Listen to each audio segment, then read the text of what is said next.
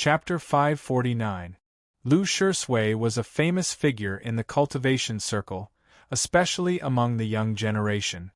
He was of natural Tao quality and was trained by the Aoyama sect. He fought his way into Bulolin, destroyed the cloud platform, and killed Lo Huainan in the process. After he returned to Aoyama and was imprisoned in the sword jail, he was allowed to leave by his masters and became the personal disciple of Buqiuxiao, the house master of Yamatsai. He was the master of several sects, and he won first place in the cultivation tournament at the Plum meeting this year. He was indeed formidable. However, the elder of the Kunlun sect, Chen Wen, had broken the sea state decades ago according to the classification in the south, and his prowess was exceedingly high. He was superior to Lu Shui in every aspect. Lu Shui said, "I'll do it," calmly and confidently under the circumstance that he had no hope of winning. It was indeed absurd in many people's eyes. It was similar to when Jingjiu walked to the chair and said, "I'll do it," under the gaze of thousands of people on the 9 peaks of Aoyama. After he said that, the sword bracelet on his wrist fell asleep quietly, as if it had fallen asleep. It was evident that the lone sword didn't think he would win. Xiao He had the same thought. She wanted to expose the relationship between Lu Shui and Jingjiu as soon as possible, even though she knew it was a bit embarrassing. Defeating someone in a higher state would only happen in the legends or people like Jingjiu. Chen Wen didn't laugh out loud. He was fully aware that Lu Shui was not an ordinary person, and it would be very difficult to defeat him and wound him severely. Though the relationship between the Aoyama sect and the Kunlun sect had always been bad, and he intended to humiliate him that day, he didn't dare do anything to Lu Shui in the end. What Xiao He said sounded ridiculous, but it was actually quite useful. The whole of Chaotian knew that Lu Shui was Jingjiu's personal attendant. If the gatekeeper of the prime minister was considered a third-rank official, then the servant boy of the sect master of Aoyama was much more important than an elder of a normal sect. Xiao He had retreated into the forest. She had never fought since she escaped from Haizhou City many years ago. She was used to standing behind Lu Shui. Lu Shui took a step forward. The moment the soles of his shoes touched the ground, a strong gust of wind blew, swirling up the green leaves and causing them to dance in the air. The stream water splashed and turned into tens of thousands of water droplets. Like a whirlpool, they revolved rapidly around his body. As he stepped forward, he blasted toward the opposite shore from a distance of several hundred feet. Dark black smoke mixed with blood-like flames gushed out of his fist and turned into a black dragon, pouncing straight at the face of the Kunlun sect elder. Was this the secret demonic skill of the Blood Demon Church? Sensing the cold energy in the wind generated by the fist, Chen Wen's expression changed slightly, as he found that this young man was more powerful than he had expected. He employed the escape method of the Kunlun sect, turning into a series of shadows all over the sky, dodging the black smoke easily. He arrived in midair in an instant and struck out with his palm. It looked like a simple palm strike, but it covered the autumn sun, turning into a mountain-like shadow that pressed down on the ground. He was indeed an elder of the Kunlun sect in the Broken Sea state. His casual strike had the power of heaven and earth. It was impossible for Lu Shui to withstand such an earth-shattering palm strike. Seeing that he was on the verge of being killed, he took out a pen-like object from his sleeve and drew something in the sky, as if he was writing something. A rainbow appeared wherever the pen passed. The rainbow came very fast. It took only a moment for it to travel from the ground to a height of 1,000 feet in the sky. Its color was so bright that it didn't seem to belong to the human world. Crack! The rainbow landed squarely on Chen Wen's body. Regardless of how high his cultivation state was, he could only turn into the ink from the pen. He retreated rapidly and bumped into the precipice heavily. The terrifying vibrations spread from the precipice to the ground, and then to the stream. The stream water splashed in all directions. The swirl that hadn't dissipated yet grew larger, and the green leaves all over the sky flew out like sharp arrows. Those disciples of the Kunlun sect dodged in tandem, looking very embarrassed. Chen Wen flew out from the precipice, his hair disheveled and his face pale. Bloodstains could be vaguely seen on his clothes, making him look even more miserable. He had been severely wounded. Staring at Lu Shui, his eyes full of shock and anger, he yelled sternly, "Is it the city guard pen? How is it possible?" The city guard pen was the most precious treasure of the Yamatsai sect, as famous as the dragon-tail inkstone and the other two treasures. It was a magic treasure of a very high level in the world, which hadn't appeared in the world for many years. He had never expected that Buqiuxiao would give such an important magic treasure to Lu Shui, a disciple who had joined the sect halfway through. Lu Shui didn't answer Chen Wen's question. He took 2 magic pills to recover Zhen Yuan as soon as possible. It hadn't been long since the city guard pen recognized him as its master, so his cultivation state wasn't high enough. He lifted the pen and drew a stroke between heaven and earth, but Zhen Yuan's energy was exhausted. His face was as pale as a piece of paper, and he couldn't draw a second stroke. Chen Wen let out a long whistle while drifting in the sky. A sword light followed the whistle and arrived by the stream in an instant. Lu Shui moved his left hand slightly, and the sword bracelet turned into the lone sword, piercing through the sky. The lone sword and the sword light collided in the sky, giving off a crisp sound. With a faint sound, a flying sword appeared on Lu Shui's left shoulder.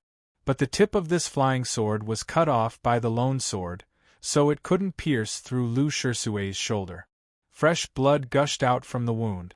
Chen Wen was in an even worse state. A bloody hole appeared in his chest, from which blood gushed out incessantly. The lone sword returned to Lu Shui's side. It was extremely bright and short, but it looked so dreadful.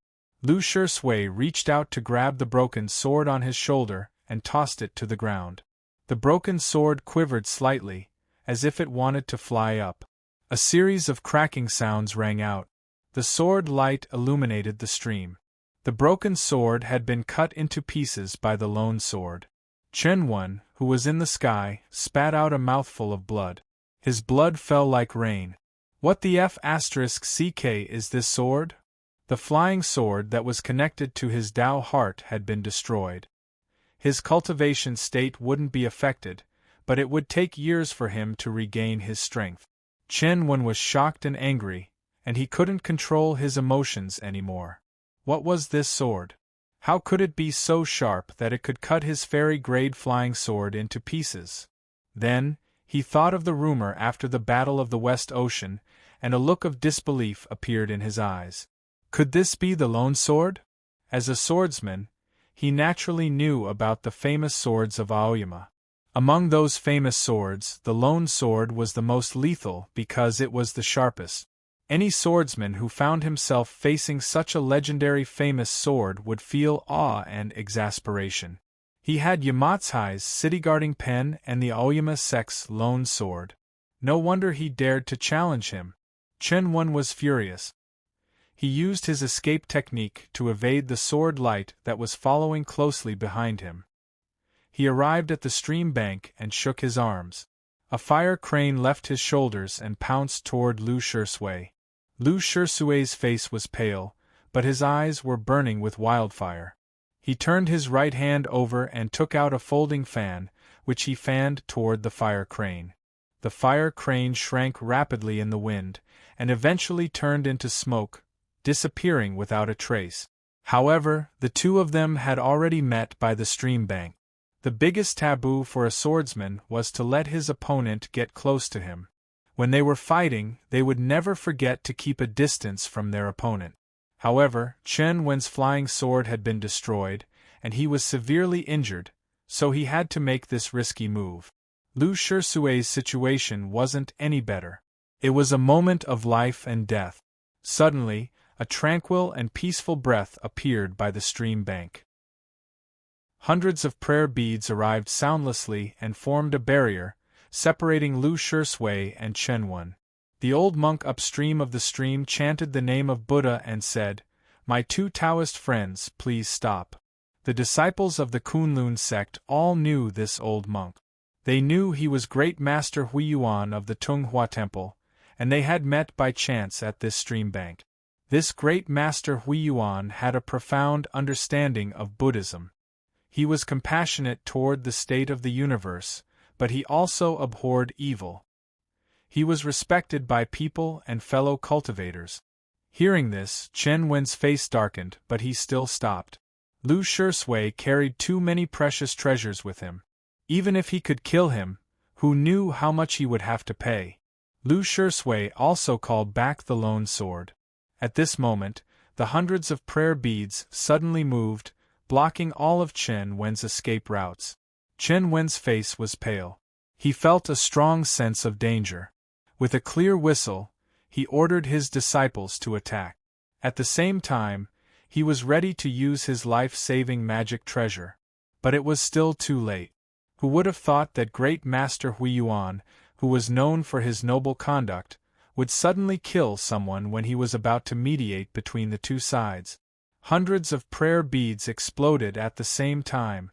The booming sound was endless. The stream water evaporated and splashed, and then it was burned into smoke by the extremely high temperature. The clear whistle stopped abruptly. When the smoke and dust settled, Chen Wen's figure was no longer by the stream bank. Blood was everywhere on the rocks and in the water, still giving off steam. Great Master Huiyuan had already reached the precipice thousands of feet away and disappeared without a trace. It was extremely quiet by the stream bank. The slowly flowing stream diluted the blood on the rocks and flowed downstream. The sound was so soft, but it was so frightening when it fell into people's ears.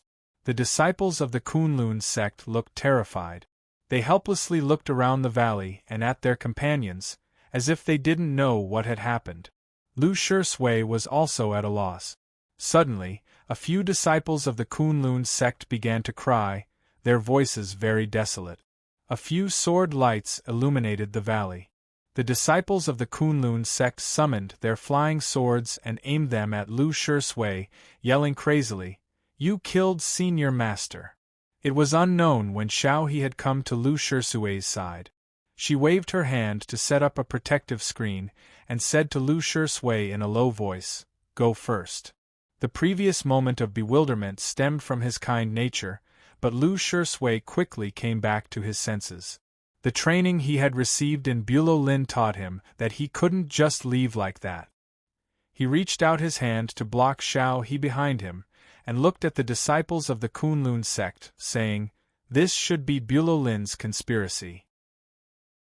Hearing his calm voice, the disciples of the Kunlun sect calmed down a bit.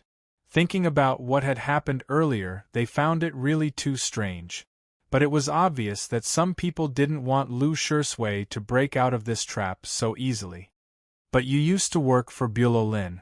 Who knows if you colluded with them to come here? If you are really innocent, why didn't you kill the vixen next to you first?" A cold voice came down from the sky. Following this voice was another person's silhouette.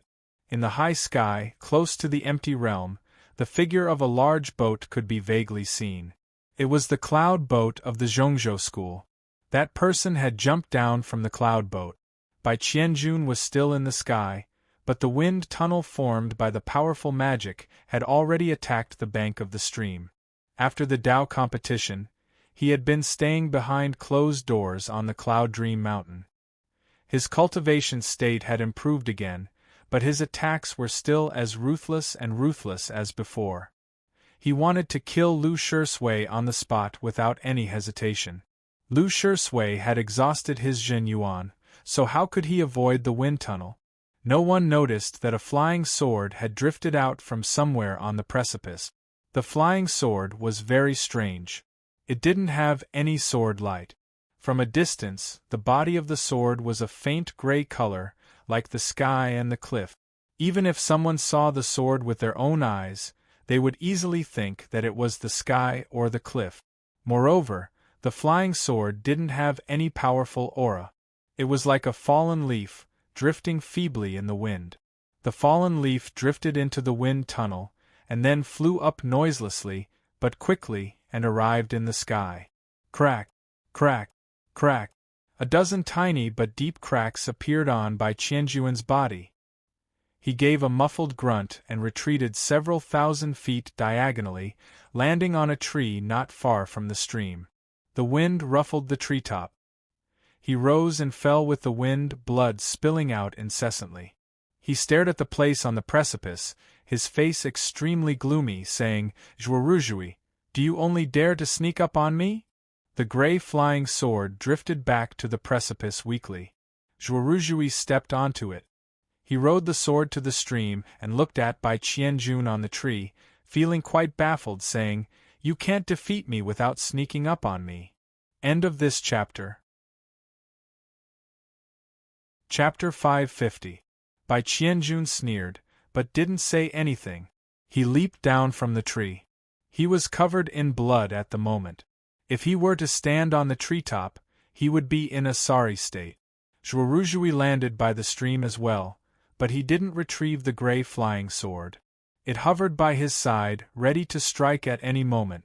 The flying sword stopped moving and revealed its true appearance. The sword had a light gray body and looked rather plain, but there were countless cracks on its surface, looking like the scales of a fish. The name of this sword was the Swallowing Boat, and it was quite famous in the cultivation circle. It was the flying sword of the highest state in Tianguang Peak, even higher than the blue ocean, and it had an extraordinary origin. Back when Zhuoruzhui had just entered Aoyama, he was brought to Tianguang Peak by the immortal Lu Xi to stay behind closed doors, so he didn't have a chance to go to Yunxing Peak to find the sword. It was the immortal Lu Xi who went to fetch the sword and then gave it to him. It was against the rules of Shanghai Peak that the immortal Lu Xi raised a serious objection. But the immortal Lu Xi not only had a high cultivation state, but he was also good at pretending to be deaf and dumb. It was evident that the immortal Lu Xi loved this personal disciple the most. It was the first time for those disciples of Kunlun to see the rumored Swallowing Boat sword. They found this sword was not as lethal as rumored. It looked like a listless, salted fish. Yet, who dared look down on this flying sword? Who dared look down on Zhuoruzhui, who had drooping eyelids all day long and looked as if he would never wake up? As the most legendary young genius of the Aoyama sect, Zhuoruzhui stayed behind closed doors after he entered Aoyama for 20 years. As soon as he came out from behind closed doors, he defeated Zhao Leu, shocking the whole cultivation circle. However, his reputation had weakened after he lost to Jingjiu in the Dao competition of the Cloud Dream Mountain, and he had kept a low profile in the last few years. The impression of him in the cultivation circle was still the man in black in the illusionary realm of the green sky mirror, who was as bloodthirsty as a madman.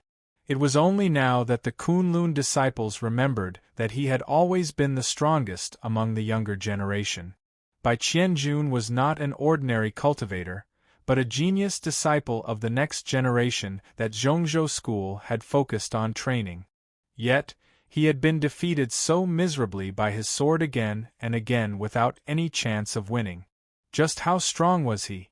However, the current cultivation world was still ruled by the cultivators of the previous generation. The stream suddenly became absolutely still, no longer flowing. Accompanied by the whistling wind, the leaves rustled and fell, followed by a few figures. Yu Qianmen, the elder of Zhongzhou School, arrived at the scene with several disciples, releasing an extremely powerful pressure. The disciples of the Kunlun sect felt very uncomfortable. They hurriedly bowed and saluted before moving further away. Yu Qianmen glanced at Zhuoruzhui expressionlessly, then turned to look at Lu Shisui. After that, his line of sight fell on Xiao He, who was standing beside the forest. His killing intent disappeared in a flash. Zhao Leu stood under the tree by Xiao He's side. It was unclear when she had arrived. Yu Qianmen was a swordsman in the Lianshu state. Among the peak masters of Aoyama, only Fang Jingtian and Guangyuan Jinren could defeat him. No matter how talented the young generation of Aoyama were, they couldn't pose any threat to him. However, he still felt pressured when he saw the scene in front of him, and he felt sentimental. The pressure didn't come from the present, but from the future. The sentimental feeling came from the regret and the disappointment toward his own sect. 3 people with natural Tao quality were standing there. They were all from Aoyama. The next generation of Aoyama sect was extremely powerful. In another 100 years, there would be 3 more people in the upper limit of the Broken Sea state in Aoyama. To say nothing of Lu Shisui, Zhuoruzhui had been the focus of many cultivation sects since he was born, and Zhao Leo was a resident of Zhaoga City. Why hadn't they snatched her back then? What about their own sects? Lo Huainan had died so early. Bai Qianjun had a bad temperament, so it was hard for him to achieve the Tao, and Tong Yen, could they count on Zer alone? Yu Qianmen dismissed all these thoughts. What is going on here? He asked while pointing to the rocks by the stream. The water in the stream had stopped flowing, but the blood stains on the rocks didn't grow lighter, as if they had solidified. Zhuoruzhui chimed in, "Yeah, what is going on here?" Yu Qianmen didn't want to pay attention to him. He looked at Zhao Leu under the tree and said, "This has something to do with Lu Shisui. Do you admit it, or do you want me to go to the house Master Bu?" If the Aoyama sect admitted that Lu Shisui was a disciple of Aoyama, then the Aoyama sect had to take responsibility for this matter. Otherwise, it would be Yamatsai's problem. Zhao Leu said, "It's okay if you ask us." Lu Shisui wanted to explain what had happened, but Yu Qianmen ignored him. He still looked at Zhao Leu and said, "I'm going to take him away for questioning." Yu Qianmen's cultivation was far higher than Zhao Leu's, but his status and seniority in the sect were the same as Zhao Leu's. In his opinion, this kind of thing could only be discussed with her. Zhao Leu said, "Don't even think about it." The more concise her words were, the tougher she was. Yu Qianmen raised his eyebrows slightly. Those disciples of the Kunlun sect, who were still in shock and fear, were even more confused. Even though Zhao Leu and her 2 companions had natural Taoist quality, their realms were still not high enough. Powerful practitioners in the Lianshu realm could kill them with a flick of their fingers. Why was she so tough? Yu Qianmen's eyes fell on Zhao Leu's arms. The shadow of the treetop fell on her. It was not until then that people saw that she had been holding a white cat. The white cat yawned and woke up slowly. Many disciples of the Aoyama sect didn't know who the 4 great guards were, but the elders of the Zhongzhou school knew them very well. It turns out that Master White Ghost is also here. Yu Qianmen's face became more serious, but he still showed no fear. He said, "But this is Bai Zhenren's order." At this moment, Bai Zhenren was in the sky, on the cloud boat. Zhao Leu was not worried, because Ada didn't continue to pretend to be asleep, which meant that he knew what was going on. As expected, a melodious bell rang in the distance. The sudden battle and assassination by the stream finally alerted the Guoqing temple. Then, an extremely clear bell rang in the sky. Compared with the bell in the Guoqing temple, this one was much softer, but it was more penetrating. It was unclear whether it was a Nanping bell or some other magic weapon. It was the signal for them to return. Yu Qianmen didn't say anything more. He led the Kunlun disciples and left decisively. Yet, everybody knew that the Zhongzhou school wouldn't let it go so easily, and there would be another incident at the plum meeting a few days later. The stream water came back to life, flowing downstream again, making a gurgling sound. Xiao He walked to the side of Lu Shisui. Seeing the blood stains on the rocks being washed away by the water, she suddenly felt the wind on the stream was a bit chilly, her face turning pale. What had happened that day was too eerie, and she was quite familiar with it, which made her feel terrified. "Senior Master Zhao." Lu Shisui bowed to Zhao Leu earnestly. In the current Aoyama sect, his young master was the one he admired the most, followed by Zhao Lei. Zhao Lei was his idol at the South Pine Pavilion, and she was also his companion in Guiyun City later. Big brother, after bowing to Zhuoruzhui, Lu Shisui didn't know what to say. It had been a few years since they parted ways in the illusionary realm of the Green Sky Mirror. Though they had met many times in the royal palace of the Chu Kingdom in the illusionary realm and were familiar with each other, it was a different place after all. This sword looks really good. Looking at the swallowing boat sword, he remarked, it looks like that porcelain. What kiln is it from? I forgot, Xiao He reminded him in a low voice, the Z kiln. Yes, it's the Z kiln. Lu Shisui spoke and did things sincerely, and it was easy for him to convince others and make them feel like getting close to him. Hearing this, Zhuoruzhui felt a bit annoyed, as he thought that many cracks on the sword were caused by the peak of the universe back then, and what was the sword bracelet on his wrist? Why didn't he exchange it with him? In Chaotian, the lone sword and the first child sword were the two flying swords of the highest state. Nobody would be willing to exchange for them. Even if Lu Shisui was willing, he wouldn't give them up. The name of the swallowing boat sounded better, and it suited his temperament better. Why are you here? Asked Zhuoruzhui. I'm here to help, of course, said Lu Shisui. One of them asked the question inexplicably. The other answered it matter-of-factly. The plum meeting of the Guoqing Temple was different from the plum meetings where the young cultivation practitioners competed with each other in Zhaoga City. It was more like the plum meeting 600 years ago. During the plum meeting 600 years ago, the human race was facing a great danger. Though the plum meeting this time was not as important as that time, it was still very important. If the Zhongzhou school and the Aoyama sect, the two leaders of the orthodox cultivation sects, had a falling out with each other, Chaotian would be in a precarious situation. At such a critical moment, Lu Shisui had to come over, not to mention that his young master was the sect master of Aoyama. It's not a gang fight, so it's useless to have more people. And you can't use the precious treasure of Yamatsai to help Aoyama when the time comes. Thinking of the pressure the Aoyama sect was facing, Zhuoruzhui didn't feel sleepy anymore, sighing, it all depends on what the sect master thinks of it. At the plum meeting in spring, the attitude of the Zhongzhou school was very clear and resolute. They had to reduce the share of the Aoyama sect, even if it was only a symbolic one. I'm afraid that my young master is too lazy to think about it, said Lu Shisui. An honest man usually told the truth. Zhao Lei knew that Jingjiu had such a temperament, but he must have been prepared since he sent Tong Yen to the underworld. Let's talk about it when we get back, said Jingjiu. As they were about to arrive at the Guoqing Temple, Xiao He saw the deserted vegetable garden. She couldn't help but feel sad when she thought of her peaceful life here. She couldn't stay in the vegetable garden, because it was not safe outside the temple. Nobody knew what the Zhongzhou school and those orthodox cultivation sects would do. Lu Shisui couldn't bring her to Yamatsai either. Running in outside the windy corridor and staying with them were two different concepts.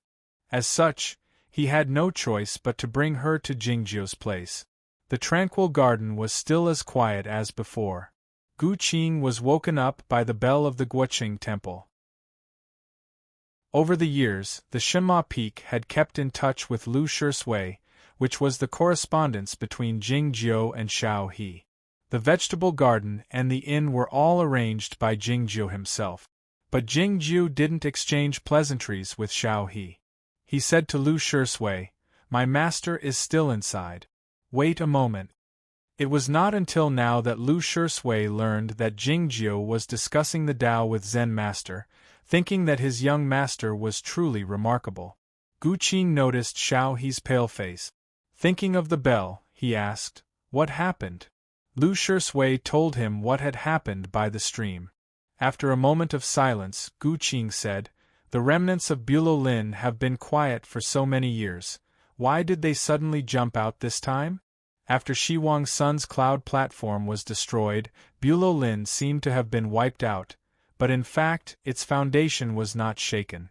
The battle at the Guoqing Temple was proof of that. Before that, who would have thought that Monk Duhai, the principal justice of the Guoqing Temple, was the villain of Bulo Lin? There must be many figures like Monk Duhai in the various sects and the imperial court. For example, that Master Hui Yuan, who suddenly killed Elder Chen, one of the Kunlun sect today. He must have followed us all the way from the windy corridor to here and finally found an opportunity. Lu Shisui had lived in Bulo Lin for many years and had sorted out countless files, so he was quite familiar with the way that Master Hui Yuan acted. Of course, that Master Hui Yuan didn't want to kill Lu Shisui, otherwise Lu Shisui and Xiao He would have been dead a long time ago. What kind of opportunity did he want? Thinking of the man who went to pick the lotus flowers, Xiao He's face turned paler. It became extremely quiet in the tranquil garden, because everybody was thinking of that man. What did Taiping Jinren want to do? Did he want to provoke the Aoyama sect to fight against the Center sect, Kunlun, and all the sects in the north? Nobody could answer his question. The autumn wind blew the fallen leaves in the courtyard, piling them up around the stone pagoda. Ada walked to the pile of fallen leaves and crouched down, curling up into a ball. A huge shadow appeared in the distant sky. It was the cloud ship of the Zhongzhou school, which brought a great deal of pressure to this world and these young people. Looking in that direction, Zhuoruzhui suddenly said, "Let's fight then." The red sun cast a beautiful glow over the ocean, gradually covering the shadow of the cloud ship, as if it had been swallowed up. End of this chapter. Chapter 551. The cloud boat of the Zhongzhou school didn't stop near the Guoqing Temple, but went directly to the East Ocean, hovering in the sky and competing with the setting sun for its brilliance. Seeing this scene, Zhuoruzhui was filled with lofty sentiments, and he uttered those three words. Lu Shisui felt his blood boiling, but he remained silent out of habit. Zhao Lei was quite calm, thinking that if they really wanted to fight, then they would just have to fight. Gu Qing didn't say anything, wondering how he could defeat them.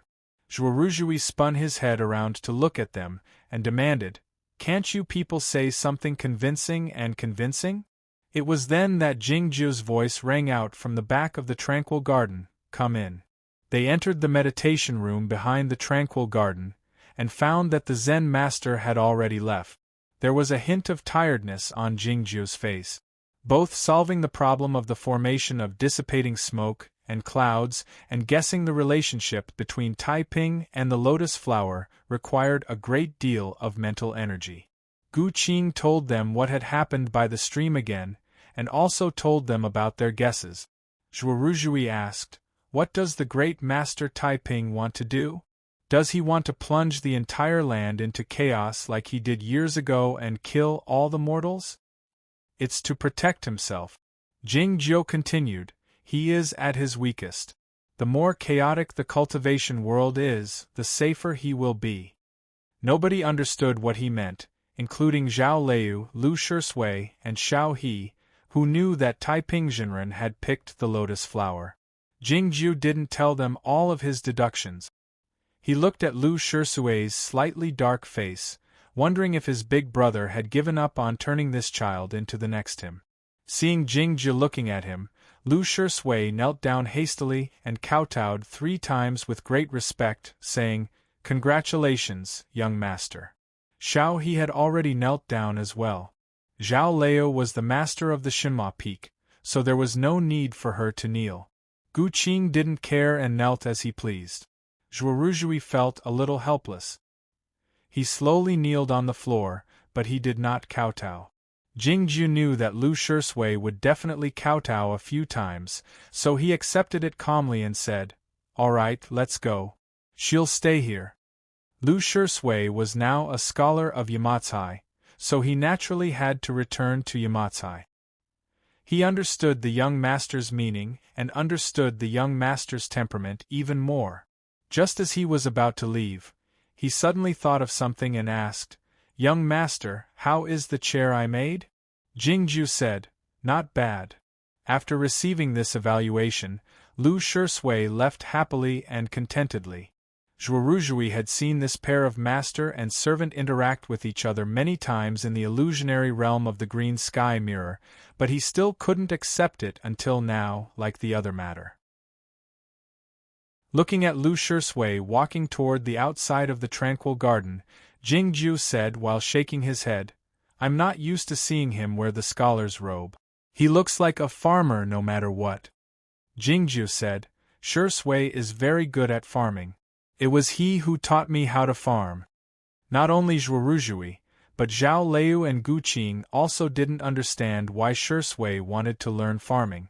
Since he couldn't figure it out, he didn't bother thinking about it. Thinking of the cloud boat in the sky above the East Ocean and the upcoming meeting, Gu Qing asked, "Master, are we really going to fight them?" Jingju said, "Even if we are going to fight them, it's not now." Anyone could tell that the Aoyama sect was much weaker than the Zhongzhou school in terms of the most powerful fighting force. As such, the northern sects like the Kunlun sect became more and more unbridled, and they even dared attack Lu Shisui. No one could fill the vacancy left by the departure of the immortal Lu Ci in a short time. Though Jingjiu could become the sect master, he couldn't fill the vacancy. Feeling surprised, Gu Qing asked, "Should we let him go this time?" Looking at the outside of the tranquil garden, Jingju knew that the other party had arrived. "If I wanted to let him go, I wouldn't have to come here in person," he said. Someone asked to see him. It was Bai Zhao of the Zhongzhou school. Hearing the voice of Monk Dachang, Zhuoruzhui and Gu Qing bid farewell to Jingju naturally and walked toward the outside of the tranquil garden. A moment later, Zhao Liu walked out with her hands clasped behind her back. Looking at Ada in the pile of fallen leaves at the foot of the pagoda, she intended to carry him away, but she didn't. Ada looked at her back and was about to follow her, but he suddenly realized what she meant. As such, he curled up again and blended in with the pile of fallen leaves, his ears pricking up. Bai Zhao was standing in the courtyard. Jingjiu was sitting under the porch. There was an indescribable atmosphere in the courtyard, faint but distinct. It might be a sense of unfamiliarity, but it wasn't entirely the case. When they were at the West Ocean, the two of them had glanced at each other from a distance, but apart from that, they hadn't seen each other for a long time. Time could dilute many things. For instance, the 6 years in the snowland seemed to be his previous life. Jingjiu was very calm, not sentimental, not even sentimental. This was something that the cultivation practitioners had to experience. However, the long years of cultivation would sometimes make many things fade away, and sometimes make many things more intense. This was probably the difference between water and wine. Bai Zhao had been asleep during the 6 years in the snowland, but Zhao Liu felt that she could still remember those nights, the firelight and the figure of his back. She looked at Jingjiu in silence, not uttering a single word, as if she was waiting for something. Of course, she didn't wait for Jingjiu to speak first. She wouldn't behave like a little girl in a fit of pique, and she was fully aware that it was useless for Jingjiu. She was waiting for the twilight to get thicker and the autumn wind to rise again. Along with the rustling sound, the fallen leaves fell down along with the wind. They were dyed red by the setting sun, falling on her body like the rain, like the fire and the flowers. It was a beautiful scene. An appreciative expression appeared on Jingjiu's face. Beautiful scenes and smart people were one of the few things he was interested in this world. She still remembered the begonia tree in the Jing house in Zhaoga City, and the fact that he liked to watch the begonia flowers fall on her body. She was certain that Jingjiu still remembered those things, which was enough for her. She lifted the hem of her skirt gently and walked to the corridor, sitting on the floor across from Jingjiu. The white ribbons fell to the side of her body like the clouds that had absorbed the rainwater. Jingjiu still didn't say anything. Bai Zhao took 2 steps forward and put his hands on the floor through the ribbons, his body leaning forward slightly. This was what the little princess of the Qin kingdom had done back then. Yet, Jingjiu wasn't the little prince of the Chu kingdom who couldn't refuse her anymore, so he wouldn't let her jump into his bosom again. He reached out a finger and pointed at the center of her eyebrows, stopping her body in midair. Time stopped here. Hiding in the pile of fallen leaves in the courtyard, Ada watched the scene, thinking that it was actually quite a beautiful scene. After a long while, Baizeo sat back down and said shyly, "I want to hug you." "They are going to fight," said Jingjiu. Baizeo said, "It's because they are going to fight." Jingjiu smiled faintly, saying nothing. Baizeo picked up a golden fallen leaf from the hem of her skirt and put it in Jingjiu's hand gently. Sitting in the pile of fallen leaves in the courtyard, the expression in Ada's eyes grew a bit gloomy. Looking at his face, Baizeo said softly, "I thought you were extraordinary the first time I saw you." Jingjiu said, "Many people are like this. You'll get used to it." For instance, the people on the Shenhua Peak, the cat and the cicada wouldn't be surprised, frustrated, or possessed by the devil when they saw his face. Baizeo said with a smile, "But the surprise you brought to the world is still far beyond my imagination. How could you become the sect master?" When she said this, she was indeed smiling, feeling proud and happy for Jingjiu. But in the deepest part of her smile, there was a clear trace of regret, or even sadness. If it were the same situation before, even if Jingjiu was a talented disciple cultivated by Aoyama, it would still be possible. But now that Jingjiu became the sect master of Aoyama, it was impossible, because she would be the next sect master of Zhongzhou. Before Baizeo stood up and was about to leave, he said something. "I know Big Brother Tong Yen should be in Aoyama. Thank you." How could the Zhongzhou school let go of Tong Yen? They had spent a great deal of effort to find him over the years, but they couldn't find him anywhere. She and Tong Yen were like brother and sister, so she knew what he was thinking at that time, so she could guess where he was most likely to go. Jingjiu said, "He is not in Aoyama." Baizeo knew he didn't have to lie to him. He was a little surprised, wondering where his big brother had gone. Jingjiu suddenly said, "You have to be careful at some critical moments." Baizeo was silent for a while and then asked, "Can you be more clear?" Jingjiu said, "No, because I haven't calculated it clearly." He seemed to understand something, but he didn't know why. Baizeo understood what he meant and then left. Jingjiu picked up the golden leaf and raised it to his eyes to have a look. It was impossible to find two identical leaves in the world, no matter the shape of the stalk or the direction of the veins. And he had never thought about which leaf to treasure. It grew on the willow branches and fell after dusk. It was the leaf itself.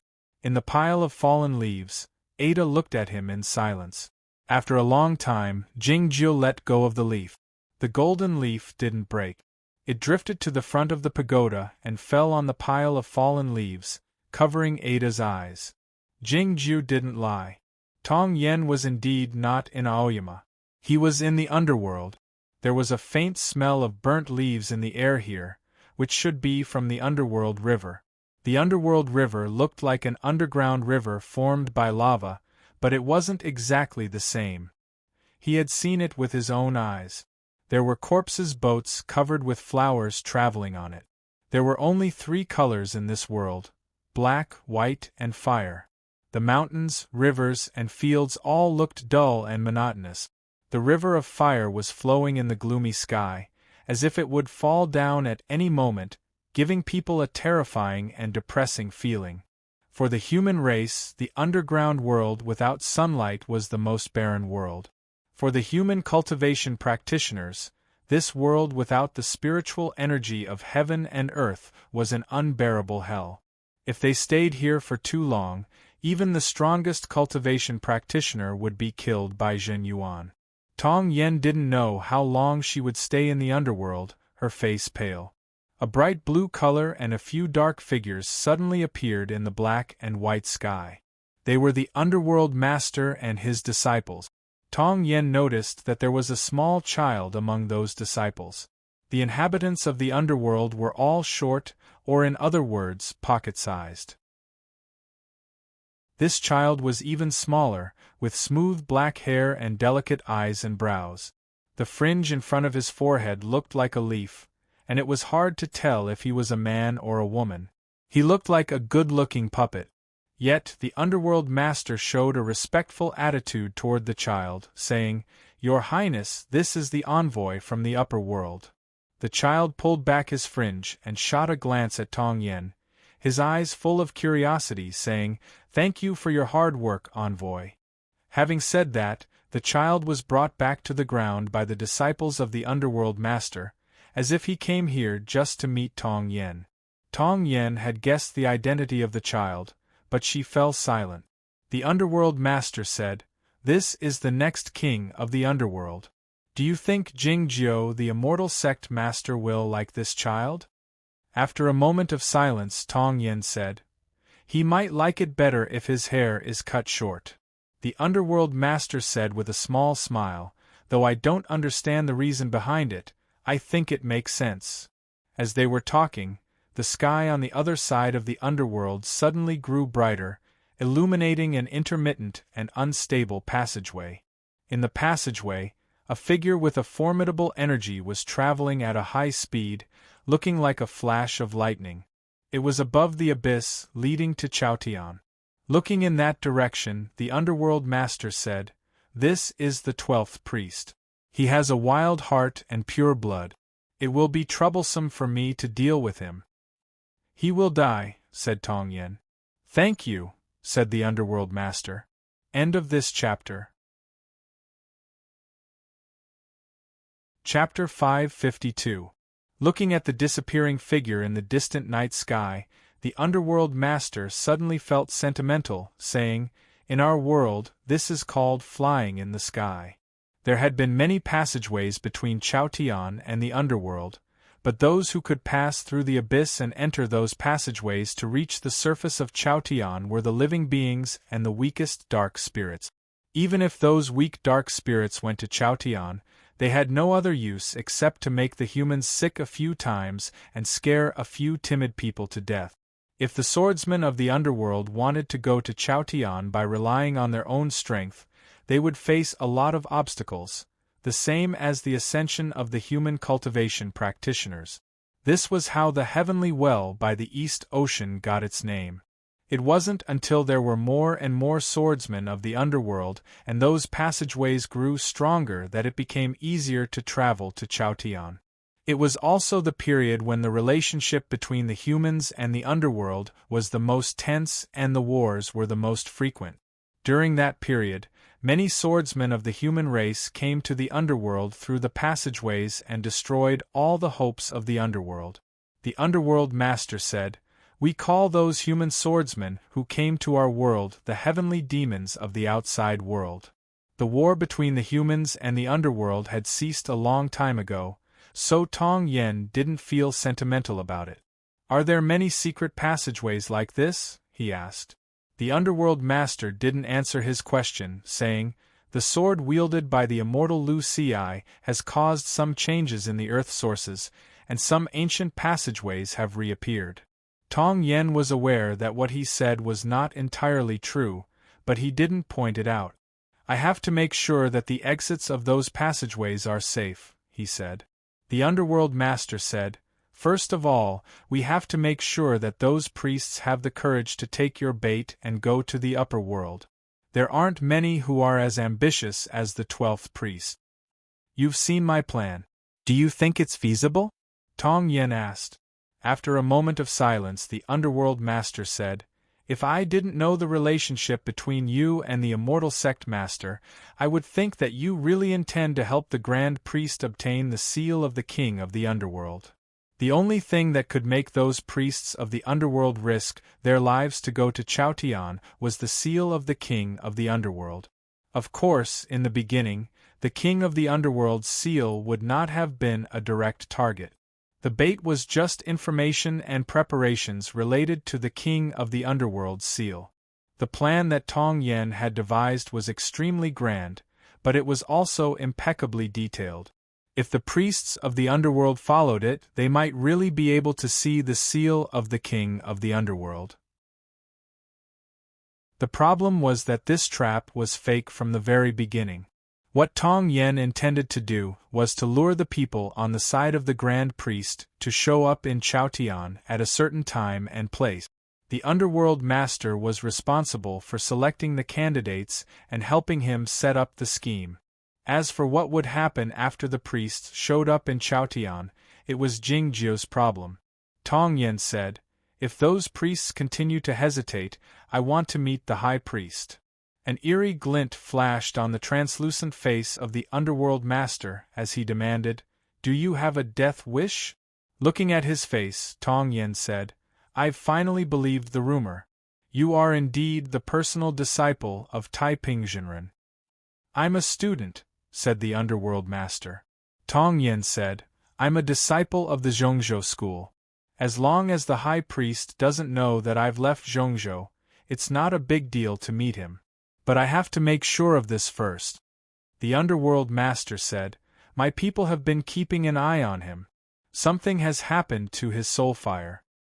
He has been bathing in the Underworld River, and he hasn't contacted Bai Jinren." Tong Yen suddenly asked, "It's indeed difficult to contact the upper world from here, but how did you contact Jingjiu? Since the Immortal Sect Master trusts you so much, you shouldn't ask too many questions," said the Underworld Master. A gust of wind rose in the Guoqing Temple. It was not the chilly autumn wind this time, but the slightly salty and damp wind from the ocean. The cloud boat of the Zhongzhou school started slowly, heading toward Machio. This was the signal that the plum meeting was about to begin. Yamatsai, the Baodong Zen Temple, the Dongyi Daoist sect, the Ozawa sect, the Mirror sect, the Platonist sect, all the sects qualified to participate in the plum meeting had arrived at the Guoqing Temple in succession a few days ago. The cold signal bird came from the northwest, and the sect master of Kunlun, He Wei, came to the temple angrily after learning of the tragic death of his young brother. The small green curtained sedan from Shuiyu Nunnery parked quietly in front of a meditation room. Compared to the plum meeting held in the spring and the previous plum meetings, the number of participating sects was fewer, but the level of the participants was much higher. It was because everybody knew that the plum meeting this time was very important. The Aoyama sect and the Zhongzhou school, the two leaders of the orthodox cultivation sects, were on the verge of moving from a stalemate to a more dangerous situation. For the sake of the whole of Chaotian, the various sects would like to persuade the two sides to reconcile. If they couldn't persuade the two sides to reconcile, they would have to choose a side. There was no wine in the Guoqing Temple, and there were not many scenery to see. The cultivation practitioners of various sects gathered together, talking about the recent events. The Master Huiyuan is the great grandmaster of the Tunghua Temple.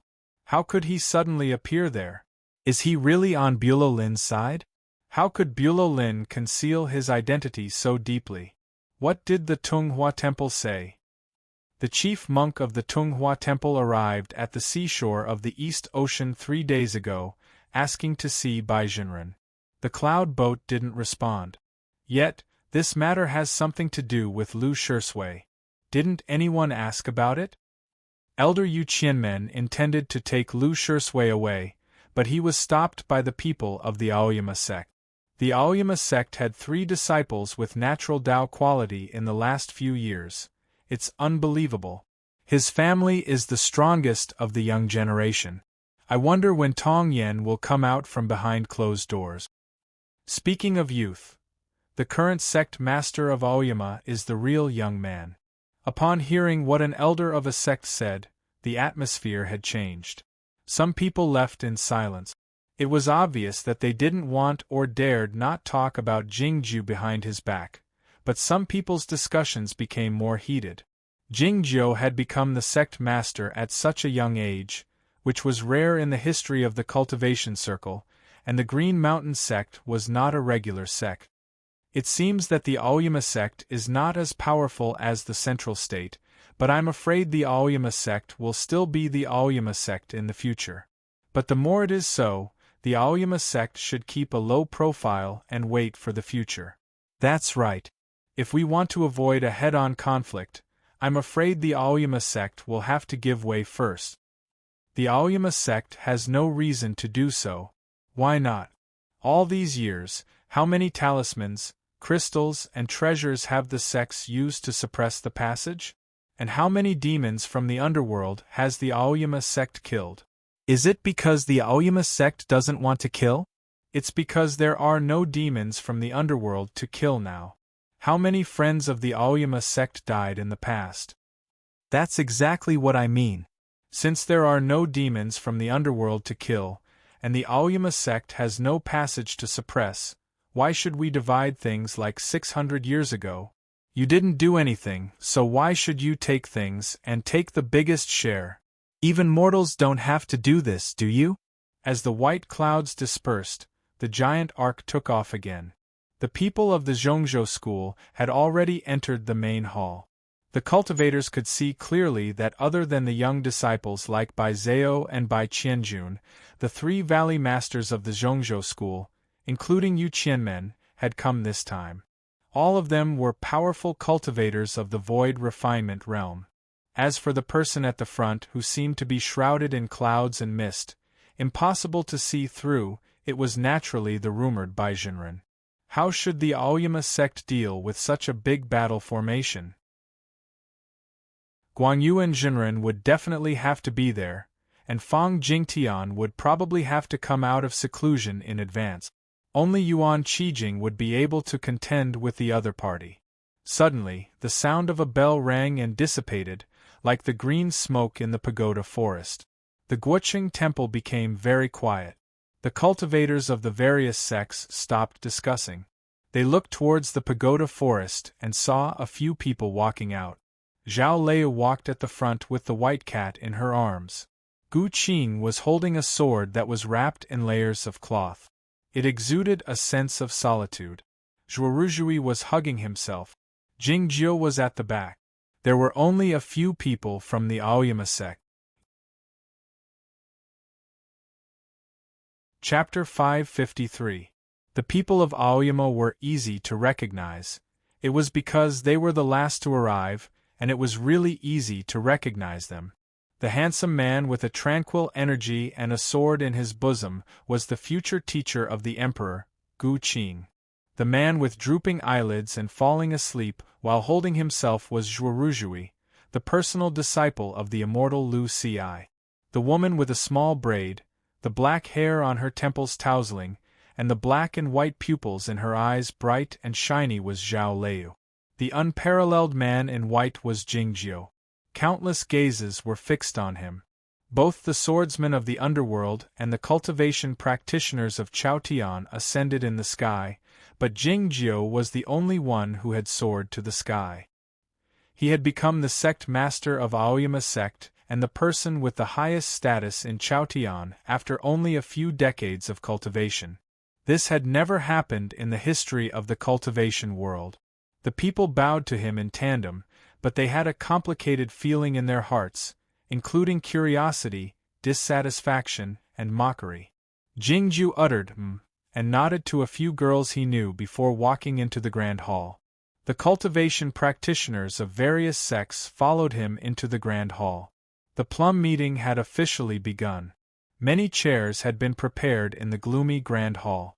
Bai Jinren sat in the first chair on the left, followed by Bu Qiuxiao of Yamatsai, and the other three valley masters of Zhongzhou school. He Wei of the Kunlun sect and other sects sat behind them. Jingjiu sat in the first chair on the right, followed by Zhao Lei, followed by the representatives of Ozawa, the Platonist sect, the Mirror sect, and other sections.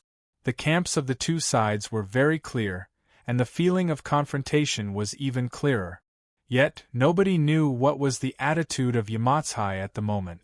Seeing Lu Shisui and Shi Yun standing behind Bu Qiuxiao in silence, many cultivation practitioners felt it odd, wondering what was going on. Apart from these 2 rows of seats, there were also some special seats. Zen Master sat at the head of the table, cross-legged in his chair. Just like the people of Dongyi Dao, he sat cross-legged on the Kong. It was somewhat inelegant. Shui Yu Nunnery's green curtained sedan stopped in silence behind them. Duke of He, who represented the imperial court, and Zhang Eai, the chief commander of the Pure Heaven Bureau, sat by Zen Master. The look on Zhang Ei's face was terrible. After the incident of the fiend prison, he had broken off relations with the Zhongzhou school. He had been criticized by the chancellors in the imperial court in the last 2 years, and was under great pressure. He Wei's expression was also very unsightly. Naturally, it was not because he had rushed here overnight from Kunlun Mountain. He stared at Jingjiu without shifting his gaze. Jingjiu ignored him and looked at Bai Zhenren in silence. He couldn't see through the layer of cloud and fog even though there was only a distance of 100 feet between them. The fact that he couldn't see through the cloud and fog meant that she had improved her cultivation state over the years, and his was still too low. Zen Master didn't speak the entire time. It was quiet in the grand hall. The atmosphere grew more and more eerie, and the crowd grew more and more uneasy. They looked around reflexively in an attempt to relax. Just like that, people suddenly discovered an interesting phenomenon. On the side of the Zhongzhou school, Bai Zhenren was a famous figure a long time ago. Yu Qianmen and the other 2 valley masters, as well as He Wei and the others, had restrained their spiritual wills, so they didn't show any signs of aging, but they could still see the traces of aging on them. On the side of the Aoyama sect, Jingjiu, Zhao Liu and Zhuo Ruzhui and Gu Qing, standing behind them, were all young people, and so were other sections. For instance, Sensei of the Platonist sect, Zhen Tao of Shui Yu Nunnery, Cain Yang of the Mirror sect. The 3 young girls were so conspicuous in the dark and tense grand hall. Cultivation was the cultivation of time. The longer one lived, the higher one's cultivation state would be. What were the masters of these 3 sects thinking? What was the Aoyama sect thinking? Then let's begin. Zen Master raised his head and spoke as if he had just thought of this matter. Everyone thought that the first to speak would be the Zhongzhou school or the Duke of He, who represented the Emperor God. Unexpectedly, He Wei, the head of the Kunlun sect, stood out first. He stood up and stared at Jingjiu, saying, "A few days ago, our elder Chun Wen died tragically in the hands of your disciple. I would like to ask for an explanation, Headmaster Jing." Jingjiu wouldn't explain, not because He Wei wasn't qualified to do so, and not because he wanted to be pretentious, but because he knew Aoyama didn't need to speak. Since Lu Shisui was involved, it was impossible for Yamatsui to ignore it based on his style of doing things. "If you are talking about my student, Headmaster He, then please be careful with your words." Buqiuxiao stood up from the chair and said to He Wei, "It was Master Huiyuan of the Tunghua Temple who killed Qinwen, not someone else." Since He Wei was going to accuse Buqiuxiao, he knew that Buqiuxiao would say so. He said with a sneer, "Even if it was Huiyuan who killed Qinwen, the evil thief of Bulolin, how could Lu Shisui be cleared of suspicion? Why did younger brother Qinwen have a conflict with Lu Shisui at the foot of the precipice? Everyone knows that it was because of the vixen from Bulolin. That vixen had done many evil things in Bulolin, and her hands were stained with blood. Could it be easily cleared of suspicion just because she said that she abandoned the dark side for the light?" Back then, the Aoyama sect drove her out of Aoyama and imprisoned Lu Shisui in the sword jail. It means that the immortal Lu Ci didn't trust these 2 people either. The meaning of this statement was very clear. The Kunlun sect suspected that Lu Shisui was still in contact with Bulolin, so they set up an ambush with Master Huiyuan at the foot of the precipice and killed the elder of the Kunlun sect. In some people's eyes, this inference was quite reasonable. It was because Ying Xiaohe had been with Lu Shisui all the time, and she was not clean to begin with. Buqiuxiao said in a deep voice, "My student is a rare gentleman in the world. Headmaster He, please don't make such baseless guesses again." He Wei asked in a cold voice, "So my younger brother died just like that?" Buqiuxiao calmed himself down and said, "This matter is indeed a bit strange. We'll just have to investigate it carefully. My condolences, Headmaster He." He Wei said in a mocking tone, count on you to investigate? Or the Aoyama sect? A trace of anger flashed across Bu Qiuxiao's face as he asked, what do you suggest, headmaster He? He Wei said with an indifferent expression, I believe that the house master should believe in Bai Jinren's virtue and the conduct of the Zhongzhou school. Why not let the Cloud Dream Mountain investigate it? The anger on Bu Qiuxiao's face grew stronger. Zhao Lei raised her head, and Zhuoruzhui raised his eyebrows, ready to scold him. Jingjiu didn't show any reaction. He thought that his big brother had indeed predicted this. If the Kunlun sect insisted on condemning Lu Shisui, Yamatsai and the Zhongzhou school would only drift apart. He Wei's proposal was tantamount to dragging the Zhongzhou school into the matter and asking Bai Jinren to come forward and uphold justice. In his and many others' eyes, Yamatsai's so-called neutrality had, in fact, led to Jing Yao becoming the crown prince, and had offended the Zhongzhou school deeply. The Zhongzhou school would never let go of this opportunity. As for the subsequent reaction of the Aoyama sect and Yamatsai, would it lead to the intensification of the conflict between the two sides? Wasn't the purpose of the Zhongzhou school to force the Aoyama sect to back off in this Guoqing temple conference? Zen Master didn't say anything. Seeing Jingjiu's reaction, Zhang Yai had to keep silent as well. Zhuoruzhui stared at the three valley heads of the Zhongzhou school, thinking that he couldn't defeat any of them. Zhao Lei looked at Bai Jinren, who seemed to be enshrouded by clouds and mist, thinking that he couldn't defeat her even with the help of the cat. Gu Qing held the sword of the universe in his arms and looked at Bai Zhao, who was standing behind him in a low-key manner. He wanted to confirm the thoughts of the Zhongzhou school from her expression, but he couldn't find anything. Now they were waiting for Bai Jinren to speak. The atmosphere became more intense. That's all for this matter. Bai Jinren's indifferent voice rang out. Hearing this, the grand hall became even quieter. A small black wildcat sneaked in from nowhere. Feeling the terrible atmosphere, it turned around and ran away in fear. Ada turned his head in Zhao Lei's arms and looked at the cat, thinking, why didn't I see you when I was here? Hearing this unexpected answer, He Wei stood still and kept silent for a while. It seemed that he had aged a lot in an instant. After a while, he sat back in the chair slowly and didn't say anything until the end. I did write a little less these days. I might even stop writing tomorrow.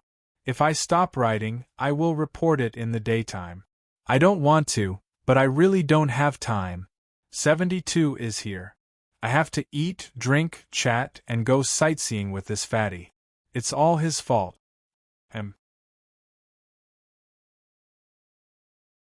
Chapter 555. Ada, crouching in Zhao Lei's bosom, looked at the small black wild cat running away. Many gazes followed the cat, and then moved up to the distant mountains. Nobody took a look at He Wei, because they felt sorry for him and didn't want to embarrass him too much. The atmosphere in the grand hall had been tense earlier, but it was depressing and awkward now. The sect master of the Kunlun sect had offended both Yamatsai and the Aoyama sect in order to avenge his young brother, but he had no choice but to give up because of what Bai Jinren said. Was this the dignity of the strongest swordsman in Chaotian? Yet, by doing so, Bai Jinren wasn't afraid that his allies like the Kunlun sect would leave him.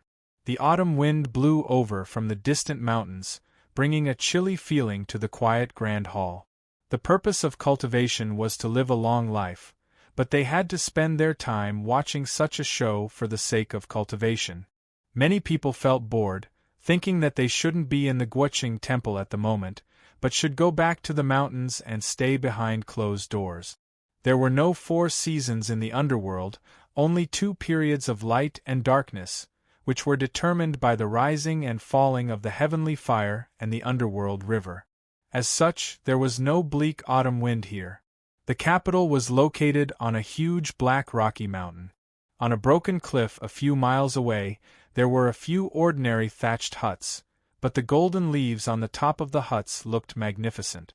This was the sole residence of the eldest disciple of the underworld master, so there was no need for a swordsman to guard it. As far as the populace of the underworld was concerned, the eldest disciple of the underworld master was like a god, so they didn't dare get close to him.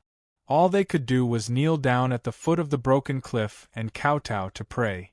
Looking at the populace of the underworld at the foot of the cliff, Tong Yen thought of the patients on both sides of the official road in Machio who came to the Guoqing temple for treatment, a hint of unfathomable emotion showing on her pale face. The heavenly fire grew dimmer, and the underworld river grew quieter. The night was not much different from the daytime in the underground world. Tong Yen pulled back her gaze and walked into a thatched hut. The gloomy room was brightly illuminated by the golden leaves and crystals, forming a sharp contrast with the outside world. A child was sitting in front of a table, writing. The black hair on his forehead fluttered gently, but the hand holding the pen was as steady as a rock. The handwriting on the paper was also very clear and could even be considered beautiful. Tong Yen was a bit surprised. This child was a member of the royal family who had been separated from the outside world and was brought back by the underworld master a few years ago. How could he be proficient in the human language and characters? Even though the underworld master had taught him diligently for a few years, it was still an outstanding achievement for him to master it to such an extent in such a short time. It wasn't until now that Tong Yen didn't know the real name of this future king of the underworld. The underworld master told him to call this child Apiao. Apiao was an interesting name. In the ancient language of Chaotian, this word meant ghost. Tong Yen looked at the way Apiao was writing and felt as if someone had placed a chess piece on the opposite side of the chessboard. Jingjiu liked playing chess the most, but he didn't like playing chess with Jingjiu. As such, he sat down across from Apiao. Apiao put down the pen in her hand and looked at Jingjiu in silence, waiting for him to speak. The cause and effect is not the theory of the Zen sects, it's the direction of time. Tong Yen picked up the pen and drew a non-existent line in the air between the two of them, saying, "The direction of time is a line with a beginning and no end." Apiao asked after some thought, "What if it's a circle?"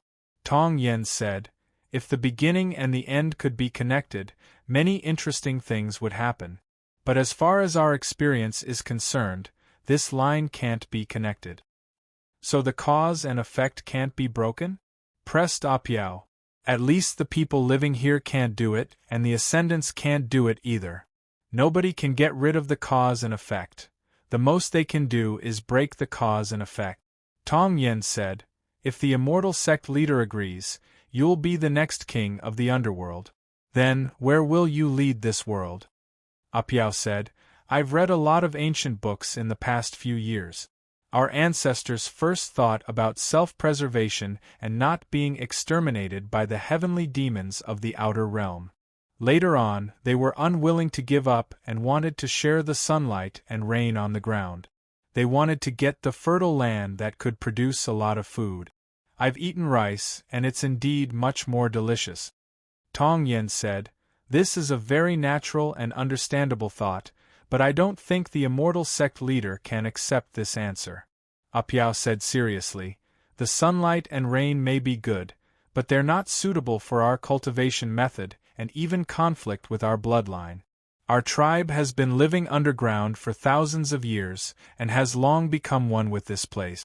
We can't be separated at all, so why do we have to go out? It's just that it's really too hard here. Perhaps you're willing to show your generosity?" Tong Yen looked at his eyes in silence.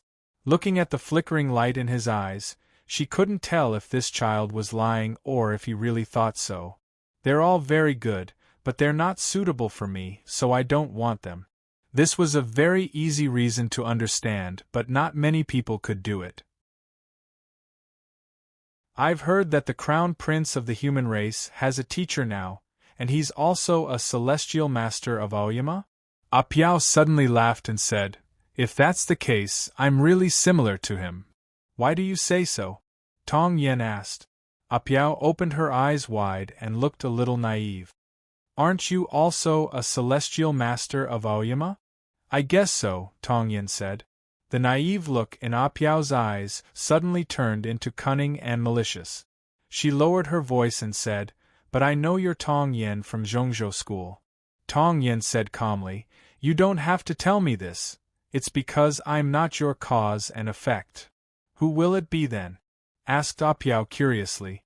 Tong Yin said, If nothing unexpected happens, you will become the personal disciple of the immortal sect master. Will he enter the underworld? Asked Ah Piao, feeling a bit surprised. Tong Yin shot him a glance and said, Of course it's you who will go up. Having said that, he walked out of the thatched hut and came to the foot of a tree by the cliff's edge. It was unclear what kind of tree it was, but it still grew thickly in the underworld where there was no sunlight. It looked like a conspicuous large ink block in the dark and gray world. Standing under the tree, the underworld master's blue cloth looked like a spot among the ink blocks. It's such an important matter, but he doesn't want to come down and take a look himself. Is he afraid of death or lazy? Both. Tong Yin followed the line of sight of the underworld master to look at the distant sky. A distant passageway was illuminated, and a figure flew up along with the lightning. Another one has gone, said the underworld master. It looks like they have believed it. I suggest you don't do anything to Ah Piao, said Tong Yin. The immortal sect master doesn't like trouble. The underworld master said calmly, Her Highness is the future of the underworld. I don't dare do anything to her. The small wild black cat returned to the outside of the hall stealthily. He felt a certain energy inside the hall was attracting him.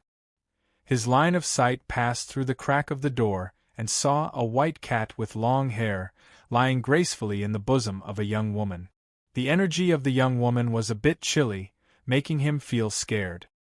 He wondered if it had something to do with the other young woman she was looking at. That young woman was saying something in a low voice.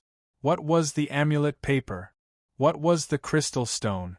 The herbs of the Dongyi Taoist sect didn't sound tasty, but the devil pill should be good. The small wild cat couldn't understand what the young woman was saying, but he knew that this young woman in a white skirt was very beautiful and had a feeble expression on her face, but her voice was very calm and gentle, and it was quite comfortable to listen to. The people in the hall had the same thought. Innumerable gazes were fixed on by Zhao, with a hint of appreciation in their eyes. Hearing her describe the requirements of the Zhongzhou school in a calm voice, the autumn wind seemed to become much softer, and the falling leaves could be seen clearly. Her energy was deep and calm, indicating that she was on the verge of completing her yuanying. She would be able to break through the godly state in 20 years.